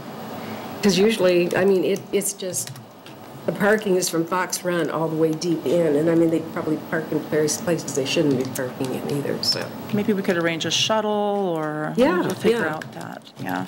So I will note that parking is a concern. Okay. And October, of course, we have our annual Business Appreciation Breakfast presented by Economic Development. So we'll incorporate a 50th anniversary. As you know, the Northglenn High School students, the STEM students, create the centerpieces. So we'll ask them to create a fabulous 50th centerpiece. And we'd like the idea of recognizing businesses that have been in business for 50 years. And I think Debbie mentioned there was possibly 8 or 10. Marcy may know. I know Kentucky Fried Chicken is one of them. And so, I mean, how cool to have, a business around that long, 50 years, as long as the city. So. And then Safe Street Halloween, we have been told that they've selected their theme already for next year, and it's Scooby-Doo. So hopefully there'll be a cool van and we thought Scooby snacks might be kind of a fun little thing, and whether those are logoed cookies or candy of some sort, we'll participate obviously in some way with that fun event. Okay. And November, again, we could probably use another activity for November, but we definitely want to honor our longtime residents. And if we have a Mingle with the Mayor event that month, that might be a nice event for a photo opportunity, maybe having a special cake, listing longtime residents.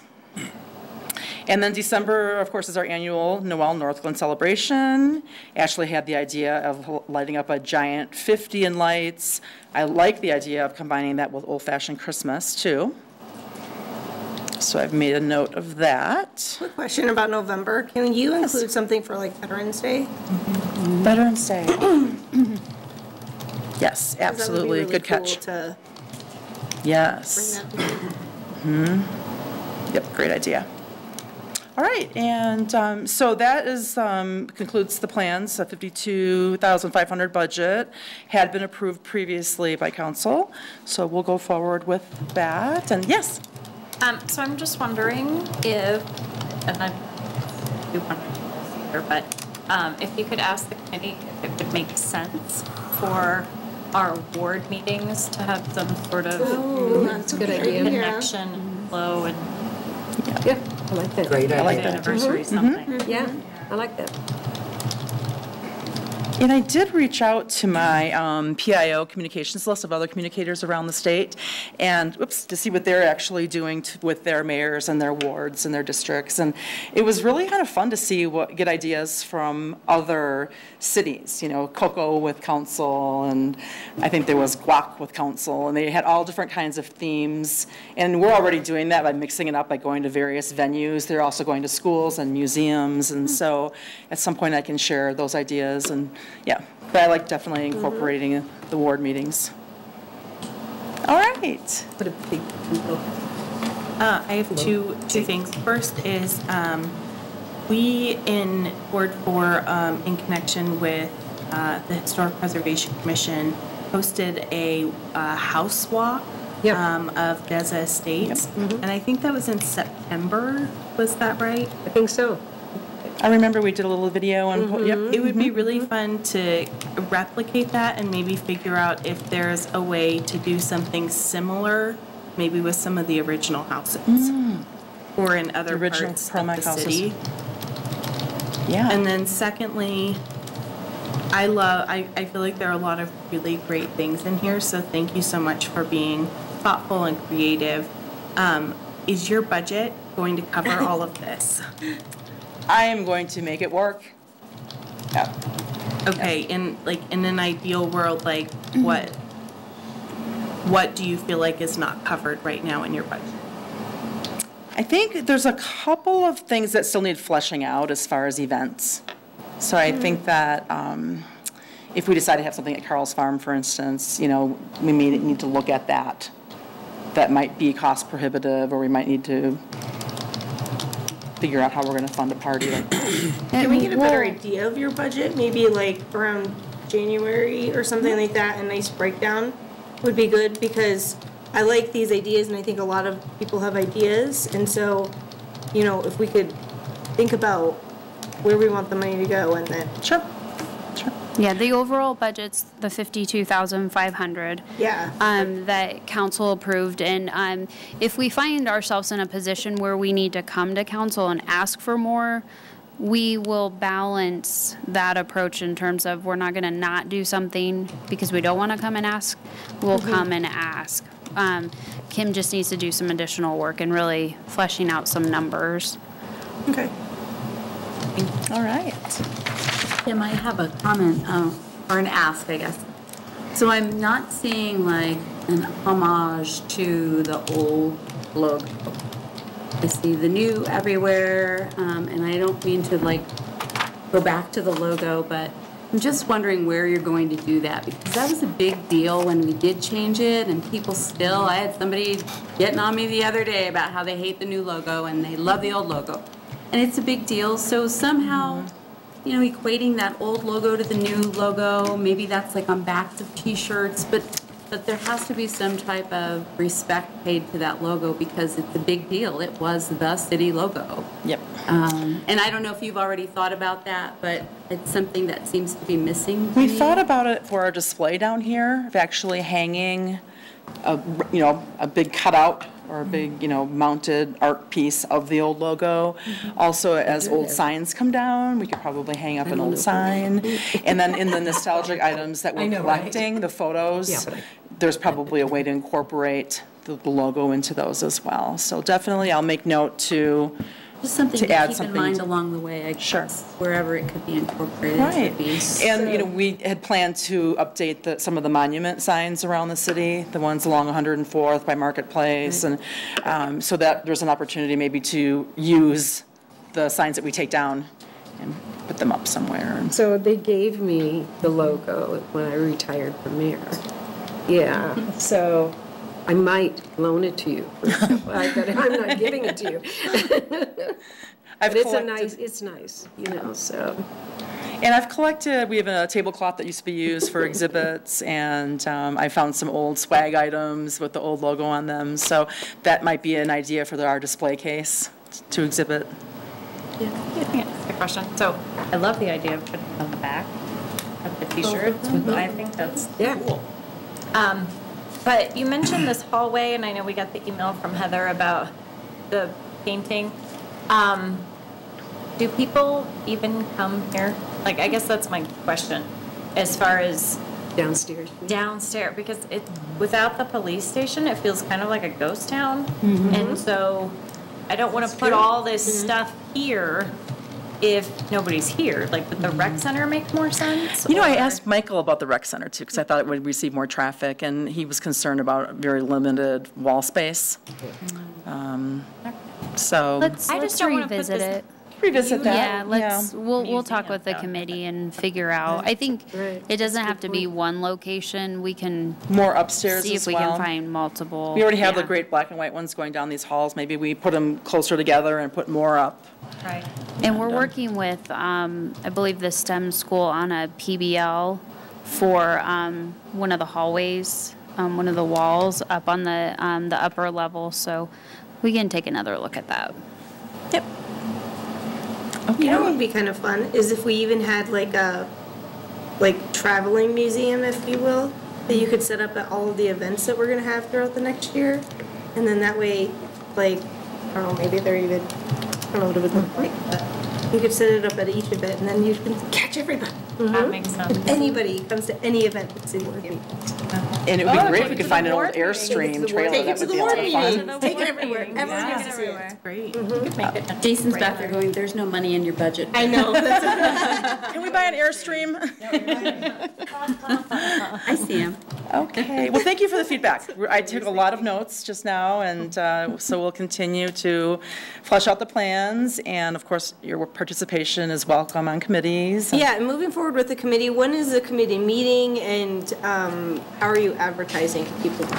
So the meetings have been lately pretty much every other week with the internal staff.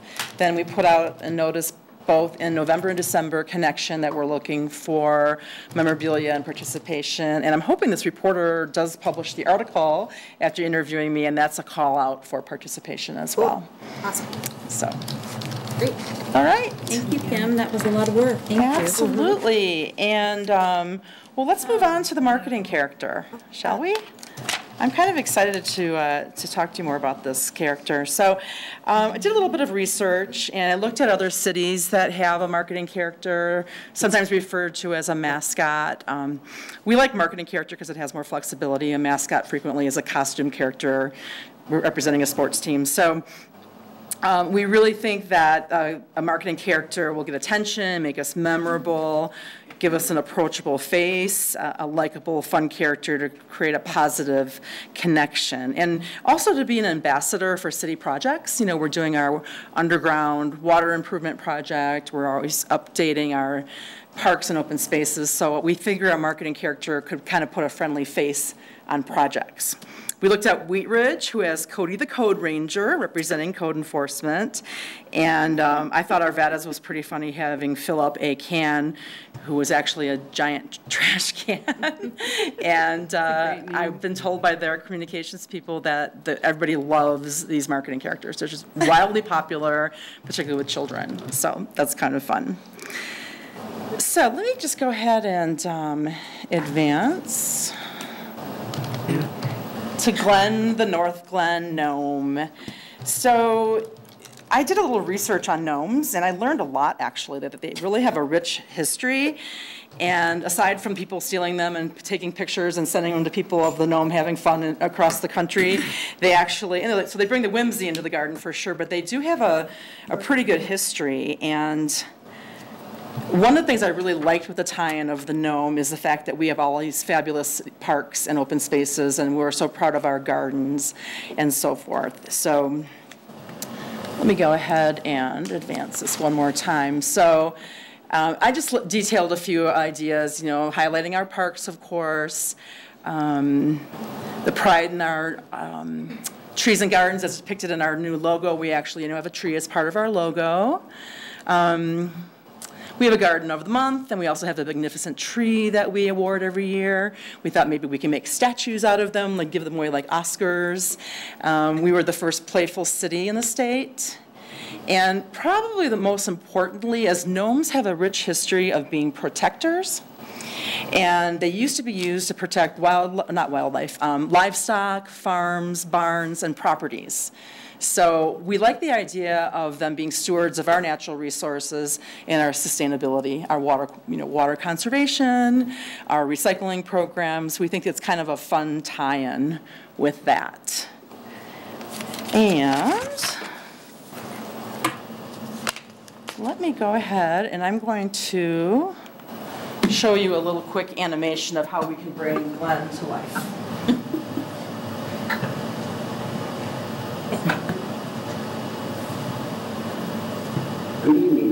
evening, Mayor, City Council. The name is Glenn. And as you can see, I'm a gnome. For 50 years, I've planted myself in yards, flower beds, and gardens across Northglenn. And the parks. Our beautiful little city has 25 points. So I don't know if you guys can see when he talks, but we've animated him such that his little eyebrows move up and down, his little cap sways as he speaks. We deliberately did not want him to look too Christmassy, so we kind of did a nod toward our Northglenn colors of the yellow, and we could do a little N logo on his hat. You know how the other cities that you mentioned, with their marketing character, easily recognizable for what they're about? How would you know, our people aren't going to make, I don't feel that our residents are going to make the connection about a gnome as an opening, you know, protects people and things like that. Is this like a start, or is this what he would look like at the end, or? Here's what we're proposing. So I brought on a designer and an animator who did the sketches, both the black and white sketches that you see in your packet, and then this colored sketch, and then also the same company did just a very brief animation that you're seeing right here. So what we plan to do is we have software that does bring him to life based upon our own motions. We can make him do things, you know, just gestures and point to things. And I like the idea of, you know, in connection, educating people on, let's say, gardening tips or water conservation. Here's a little gnome fact. And as part of the rollout plan, we could have an article in connection introducing the gnome and why, kind of like I've done in this memo. We could have a feature on the website about the gnome. So we would definitely want to, as we roll it out, do a little bit of explaining as to why a gnome. And to get to the heart of the question I think you're asking, Councilmember Brown, our gnome's in draft form, so we're looking for feedback. Number one, do you like the gnome? And that's okay. Hold it back, Meredith. Sorry, I can't do it. I know. So there's different, so I guess maybe that's the first question. If there's not consensus by council that you don't like the gnome, we can go back to the drawing board. There's different approaches that different communities have taken. Some communities kind of cast the question to the citizens, and they engage schools and they ask the question, we want to develop a marketing character and for these reasons, and we do a contest of some sort with the community. Cody the Code Ranger, I was part of that effort, and we did a call out to the police department, and staff members submitted ideas and literally drew a sketch of Cody, and then we had a designer cartoonist bring Cody to life. So this is a really open discussion. We don't want to move forward with Glenn the Gnome if we don't have consensus. We really want, we know we want to move forward and develop a marketing character, because I think that, as Kim mentioned, a marketing character would really be a way to further engage our students. We're so involved in the schools and at community events, but we got to make sure it's the right marketing character. So what if we tied it into our, I know that's what we're trying to do, is tied into our 50th anniversary, but what if we tied this selection only into our 50th celebration? We could do like a bracket thing from suggestions and then separate votes at separate events or something. I think if we're going to have a marketing, I think that he's not a very friendly. And see, I thought he was cute. I mean, seriously. I mean, but go ahead. I think my father's cute, and he looks a lot like my dad. But you know, I think that my concern would be that nobody would really get it. You know, and that I kind of like to know what other people in the community think, especially the kids in our schools. Well, can I go back to the purpose? Because, I mean, I don't know. This is the first I've heard of the need for a marketing character. And I'm looking at Cody, and I find them to be cheesy. And when they're animated cartoons, I feel like it takes us back as opposed to moving forward. So our new logo is very modern. We're trying to be a modern city, and this type of, that he looks so dated. I mean, it looks 1980s to me, and so does Cody, to be honest. I'm like, ugh. I don't know that we want to change. I think we need to have more discussion about it. And that's completely fine to move forward with additional discussion. Marketing characters are more of a progressive best practice within local government communications. I can tell you that. So we definitely don't want a marketing character that gives the impression that we're a dated city. I think the real heart and intent behind a marketing character is to bring our city services alive in a very user-friendly format, if I could use that phrase. So with Cody the Code Ranger in particular, that he was launched as part of strategic efforts with the new, several years ago, Wheat Ridge moved from a criminal citation-based code enforcement process to an administrative citation process. So Cody really focuses on nuisance and education in terms of cutting your weeds, and he has a dog tag that's been added over time to encourage making sure you walk your dog on a leash, and you pick up after your pet in city parks. So there's a wide range of educational uses that you can use a marketing character, but I can tell you that the goal would not to be to give off the impression that we're moving backwards or that the character would be dated. We'd want to ensure that this would be a forward moving, progressive addition to what we're doing communications wise in the city. Can we have a study session on whether or not, like who's doing them and whether or not it's something we want to do?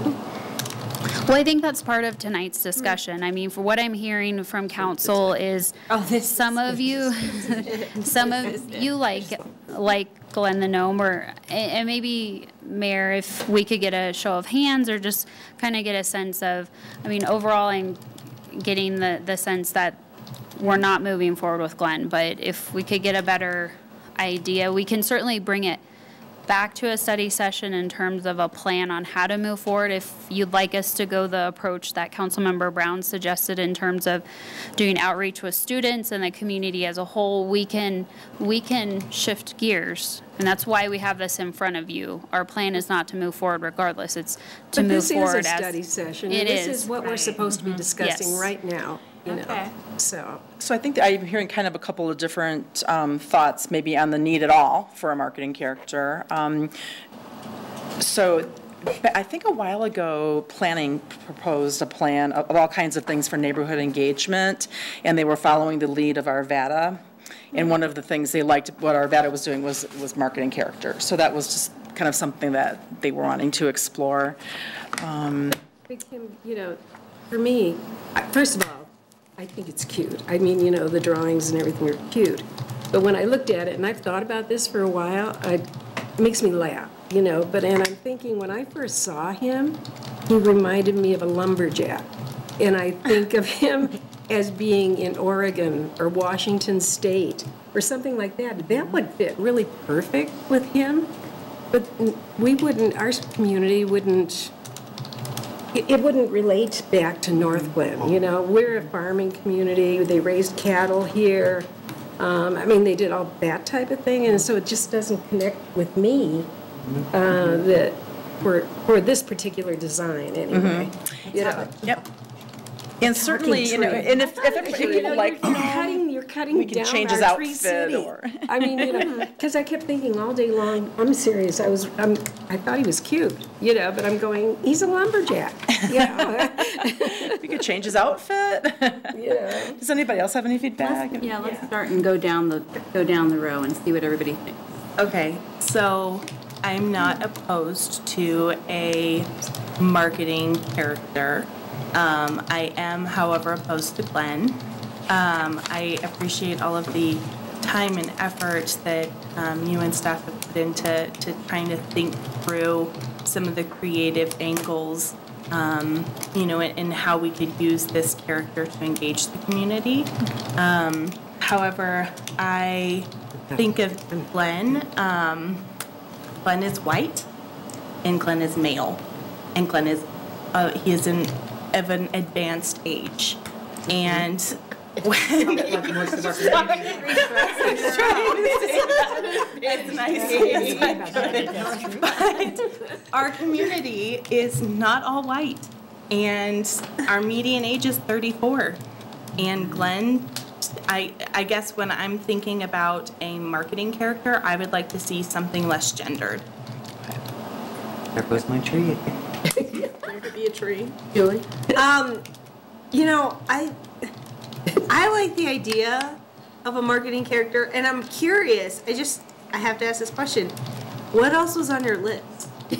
That's a good question. I mean, like A narwhal? Huh? A narwhal. A narwhal? That's. We talked about that. Just to be silly because we're landlocked and, yeah. So honestly, the gnome made it to the top of the pile because, for the reasons I stated in the memo, that our pride in our lawns and our gardens and our magnificent tree and the history of them being protectors of land and livestock and so forth. And we did research female gnomes, and there is some depiction of them. Unfortunately, sadly, they look a little bit too much just like little old ladies or witches. And so I know the more the traditional rendition of a gnome looks like that. Yeah, so we thought about that. I thought Glenda would be awesome. I think the gnome idea. I think it's. You won't hurt my feelings. Just sorry. And I think it kind of goes back to the feedback that other council members were saying is like, how is that in North? Not really sure how it is, and although I can't really think of anything that would be a good idea. Talking besides the tree. I like the tinsel around it. Christmas time decorated tree. So yeah, that's my 2 cents. Okay. I'd like to see a different. I like the character idea. I do, because I think it could be really fun, especially with kids and events, and it's something that we could actually use over Christmas time. But I don't know. Okay. Marcy? That's what I like about the gnome part is just that I like the hat because I think it can be our logo and it can be used throughout the city. So if you take that idea and you put it towards something else, I think that would be good. I'm not opposed to a marketing character. I think it would be a great tool to have. I was just trying to pull it up. A couple years ago, the city of Thornton did develop a character that they utilized for a lot of their water resource stuff. And I think it'd just be a great example for you to be able to see how they really kind of use that character to explain, like, throughout, I think it was like 2 seasons, kind of talking about things in the city. And I think kind of going to that gender point is that really have a gender, like it was more like a water drop, and so it kind of applies in that way, and it wasn't color because it was blue, and so you know, maybe there's some way that you can look at being more, I don't think the word abstract, but you know, being something that doesn't have to do with gender and or color. So I think play with that a little bit more, and would be interested in seeing what you come up with. I don't like it. Jenny and I haven't talked, but she hit the points that I was thinking about. You know, I would prefer more of an animal.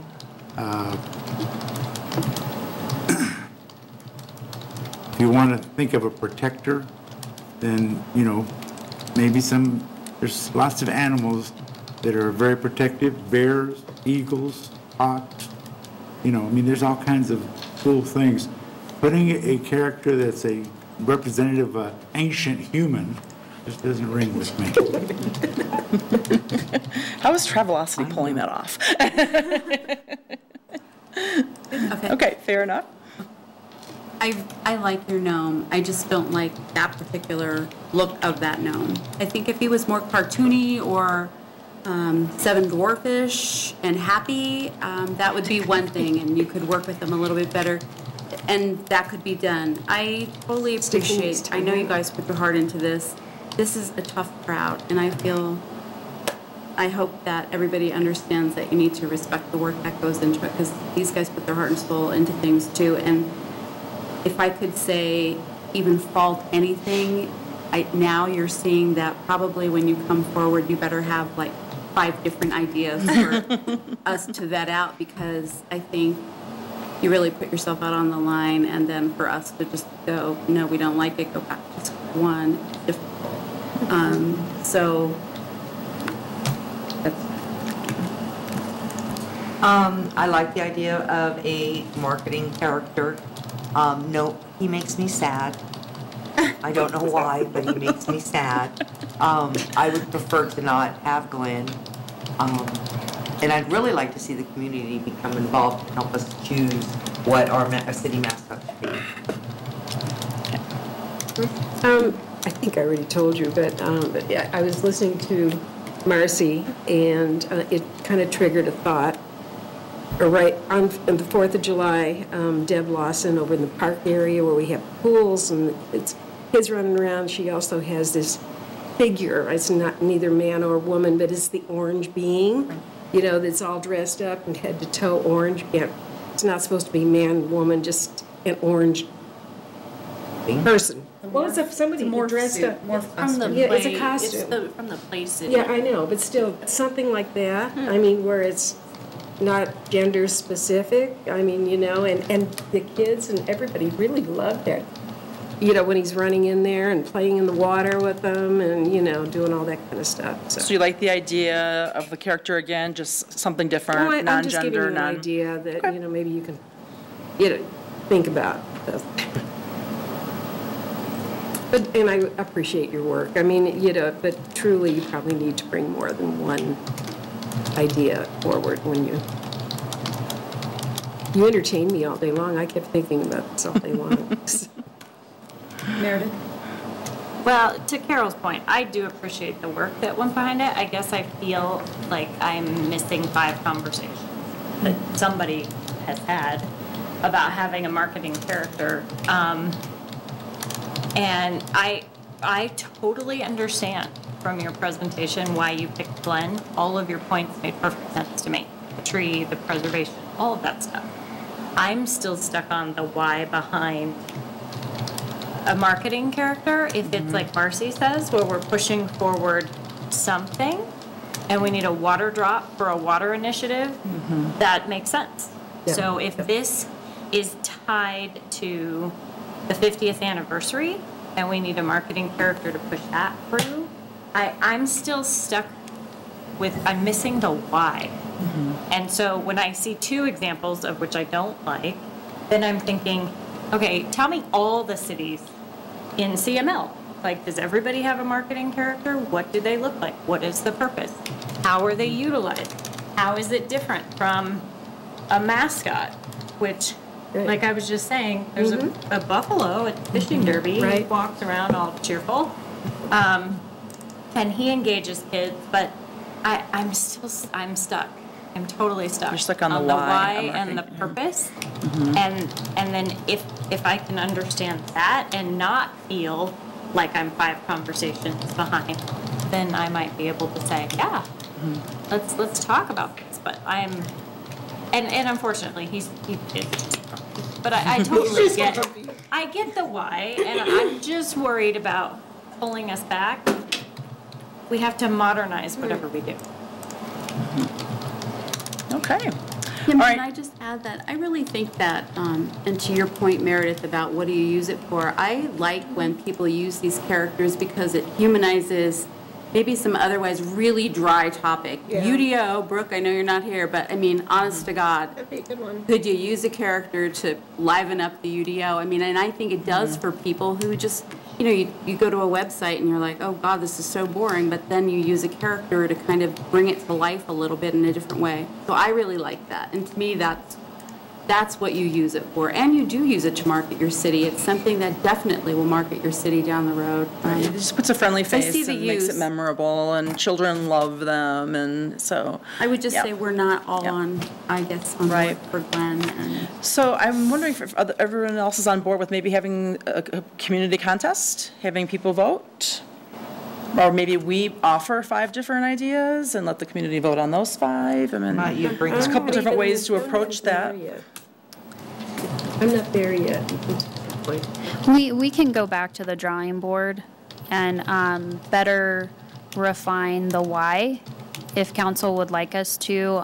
We probably need to take more of a national look at marketing characters, because the reality is there's not a ton in Colorado. They often do center around stormwater education, water-specific education. And so Wheat Ridge and then Arvada are a couple of the cities that have taken it in a bit of a different approach. So we can engage some resources that we have at the national level and try to get some better examples and come back to you with and have the discussion, if it's your direction, about more of the why.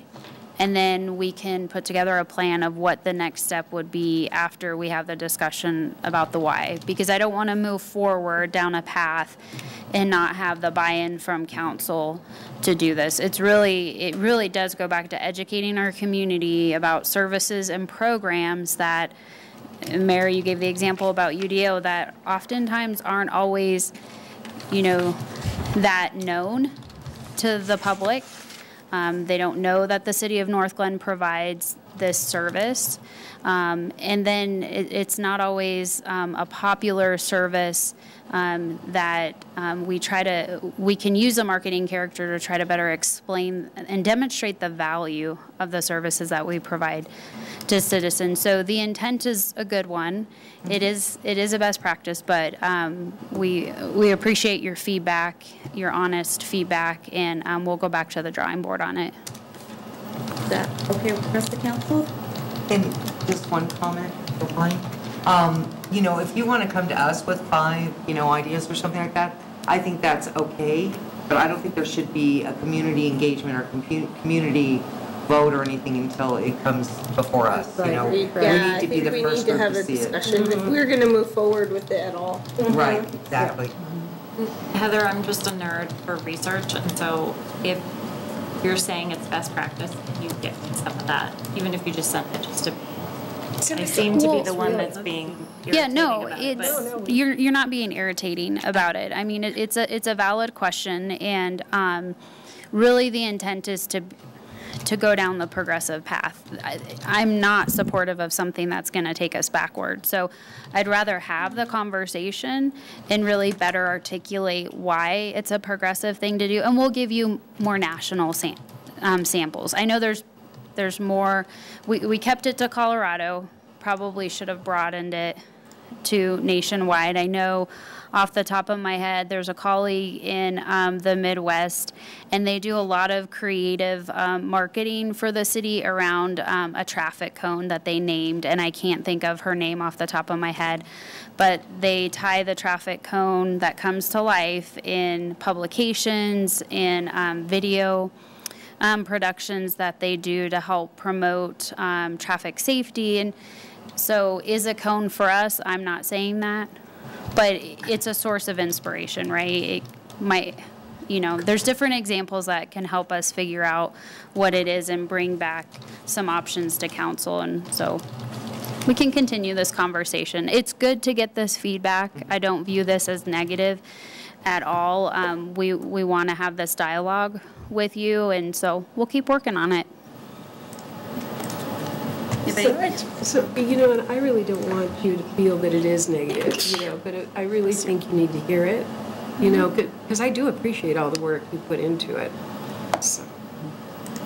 Oh, thanks for the feedback. And Great, Kim, thank you very much. Thank you, Kim. Anything else tonight, Heather? Nothing additional, Mayor. Thanks. Okay, and we're adjourned. Thank you. Thank you. Merry Christmas, everybody. Happy